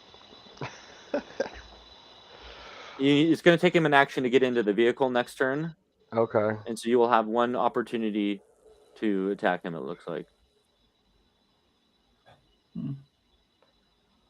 All right, so he's, as I said, he's going to try and get in the vehicle. Or actually, he will get in the vehicle, but since you're right here, I'm going to count this as being on the same square because he's just, you know what I mean. So on the next turn, before they drive off, you will have one opportunity to do something. And then Malcolm, you are now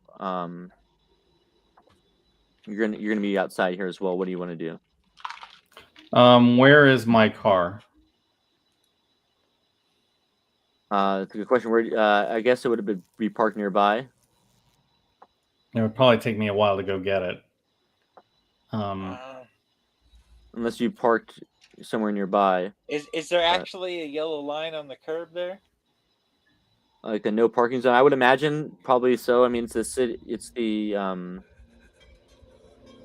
it Isn't- would have had to have been in a parking lot or something nearby.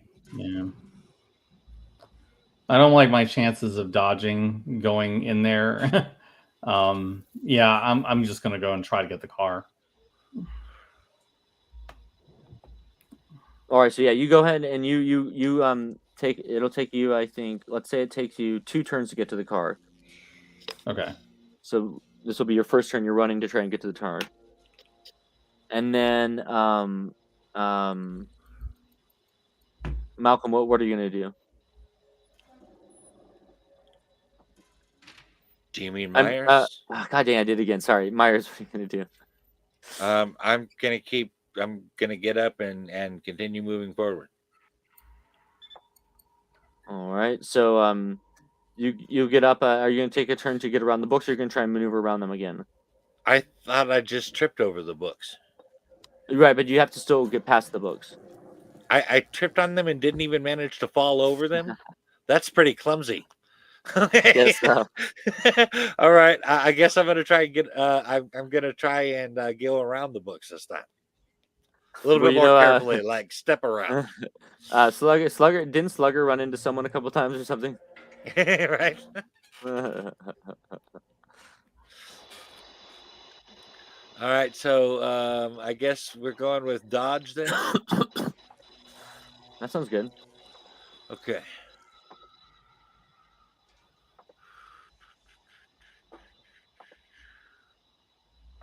Dodge 39. Come on. Let's do it. Yeah, 24. I dodged that. Nice. Finally, you're like, get these books out of my way. Yeah. Mm-hmm. And so you're able to finally, you move past that, and you're on to the next section. You're just you sprint past as most of all these other obstacles were get pushed out of the way, and you're about to reach the door here. All right. I do give the books a very dirty look on my way by them. Mm-hmm. Like I see what you're doing over there. All right, so it's up to you, Slugger. What are you gonna do? All right, let's use brawl and try and grab him, pull him out of the car. Nope.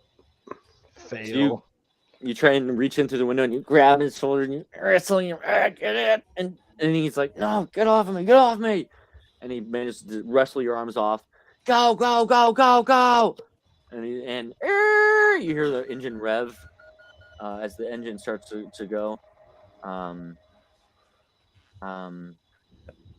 Shoot. It's the 30s, and that's a clunker. How much revving is that thing actually doing? Yeah.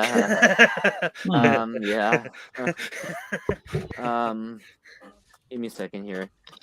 Gosh darn, I wish I had the stats in front of me. Oh yeah. Let's see. And they have an example here.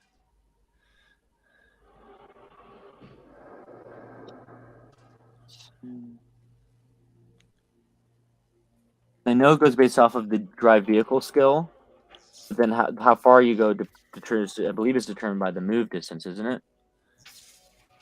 It's like with a person on foot.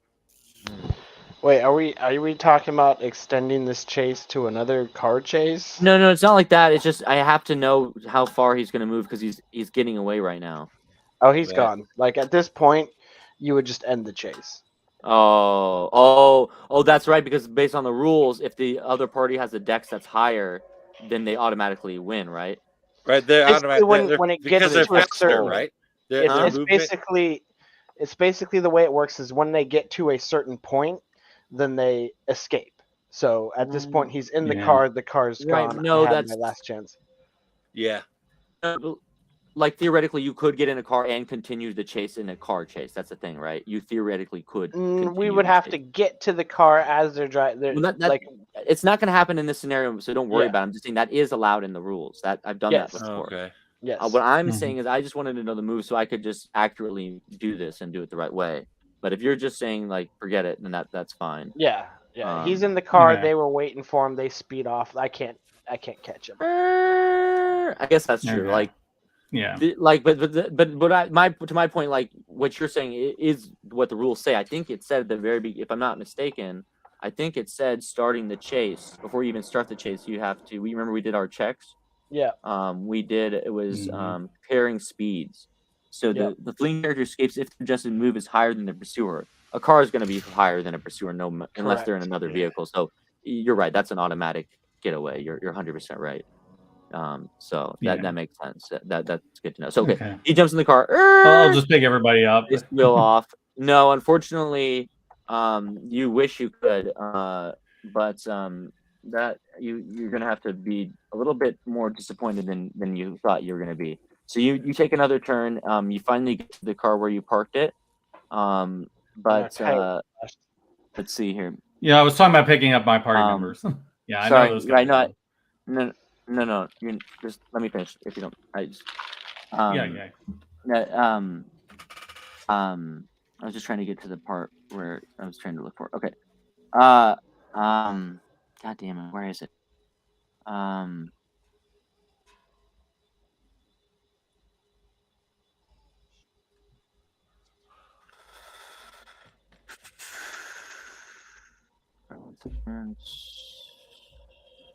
Okay, sorry about that. So yes, okay, so you run to the car to try and go back and catch the guys or pick them your friends up or whatever it is, because you don't know that the chase has ended. So you're just trying to get to the car and get back to them and try and catch them. But unfortunately, when you get there, you find that your automobile has been vandalized and that the tires have been slashed. There's a messy smear across the front windshield, a finger painting done in blood. The image resembles a many-eyed dragon. Okay, now it's personal. Yeah, See, I was okay with just rescuing the dude and trying to get him out there and all that. Now they hurt my baby. Now these people die. Yeah. really. And they probably killed somebody too. So yeah, next time it's guns. You're like, yeah, no more Mr. Nice. I was going easy on you bastards. For real though. Oh man, so the chase is over. Unfortunately, they did get away. So if you guys want, we could call that as a good stopping point for the evening. Yeah, That would I'm work kind for of me. faded. It's like I know you guys were gonna want to end at 8:30 anyway, so this feels like a good hold point for me. I don't know about if you guys agree with that. All right. Yeah. Okay, Yeah, we cool. can We can definitely. I think if we get one more session, should be able to finish up the rest of the campaign. So I'd rather Okay. you guys enjoy it and not be too tired, and for the sake of finishing it, Yeah. Right. Yeah, Right. no problem. Cool. Yeah. If that works for everyone, then we will go ahead and stop there for the evening on this dramatic moment when the car got away and they escaped. And In my head, I'm picturing Slugger Joe swearing a little as the truck really. drives away. Curse you!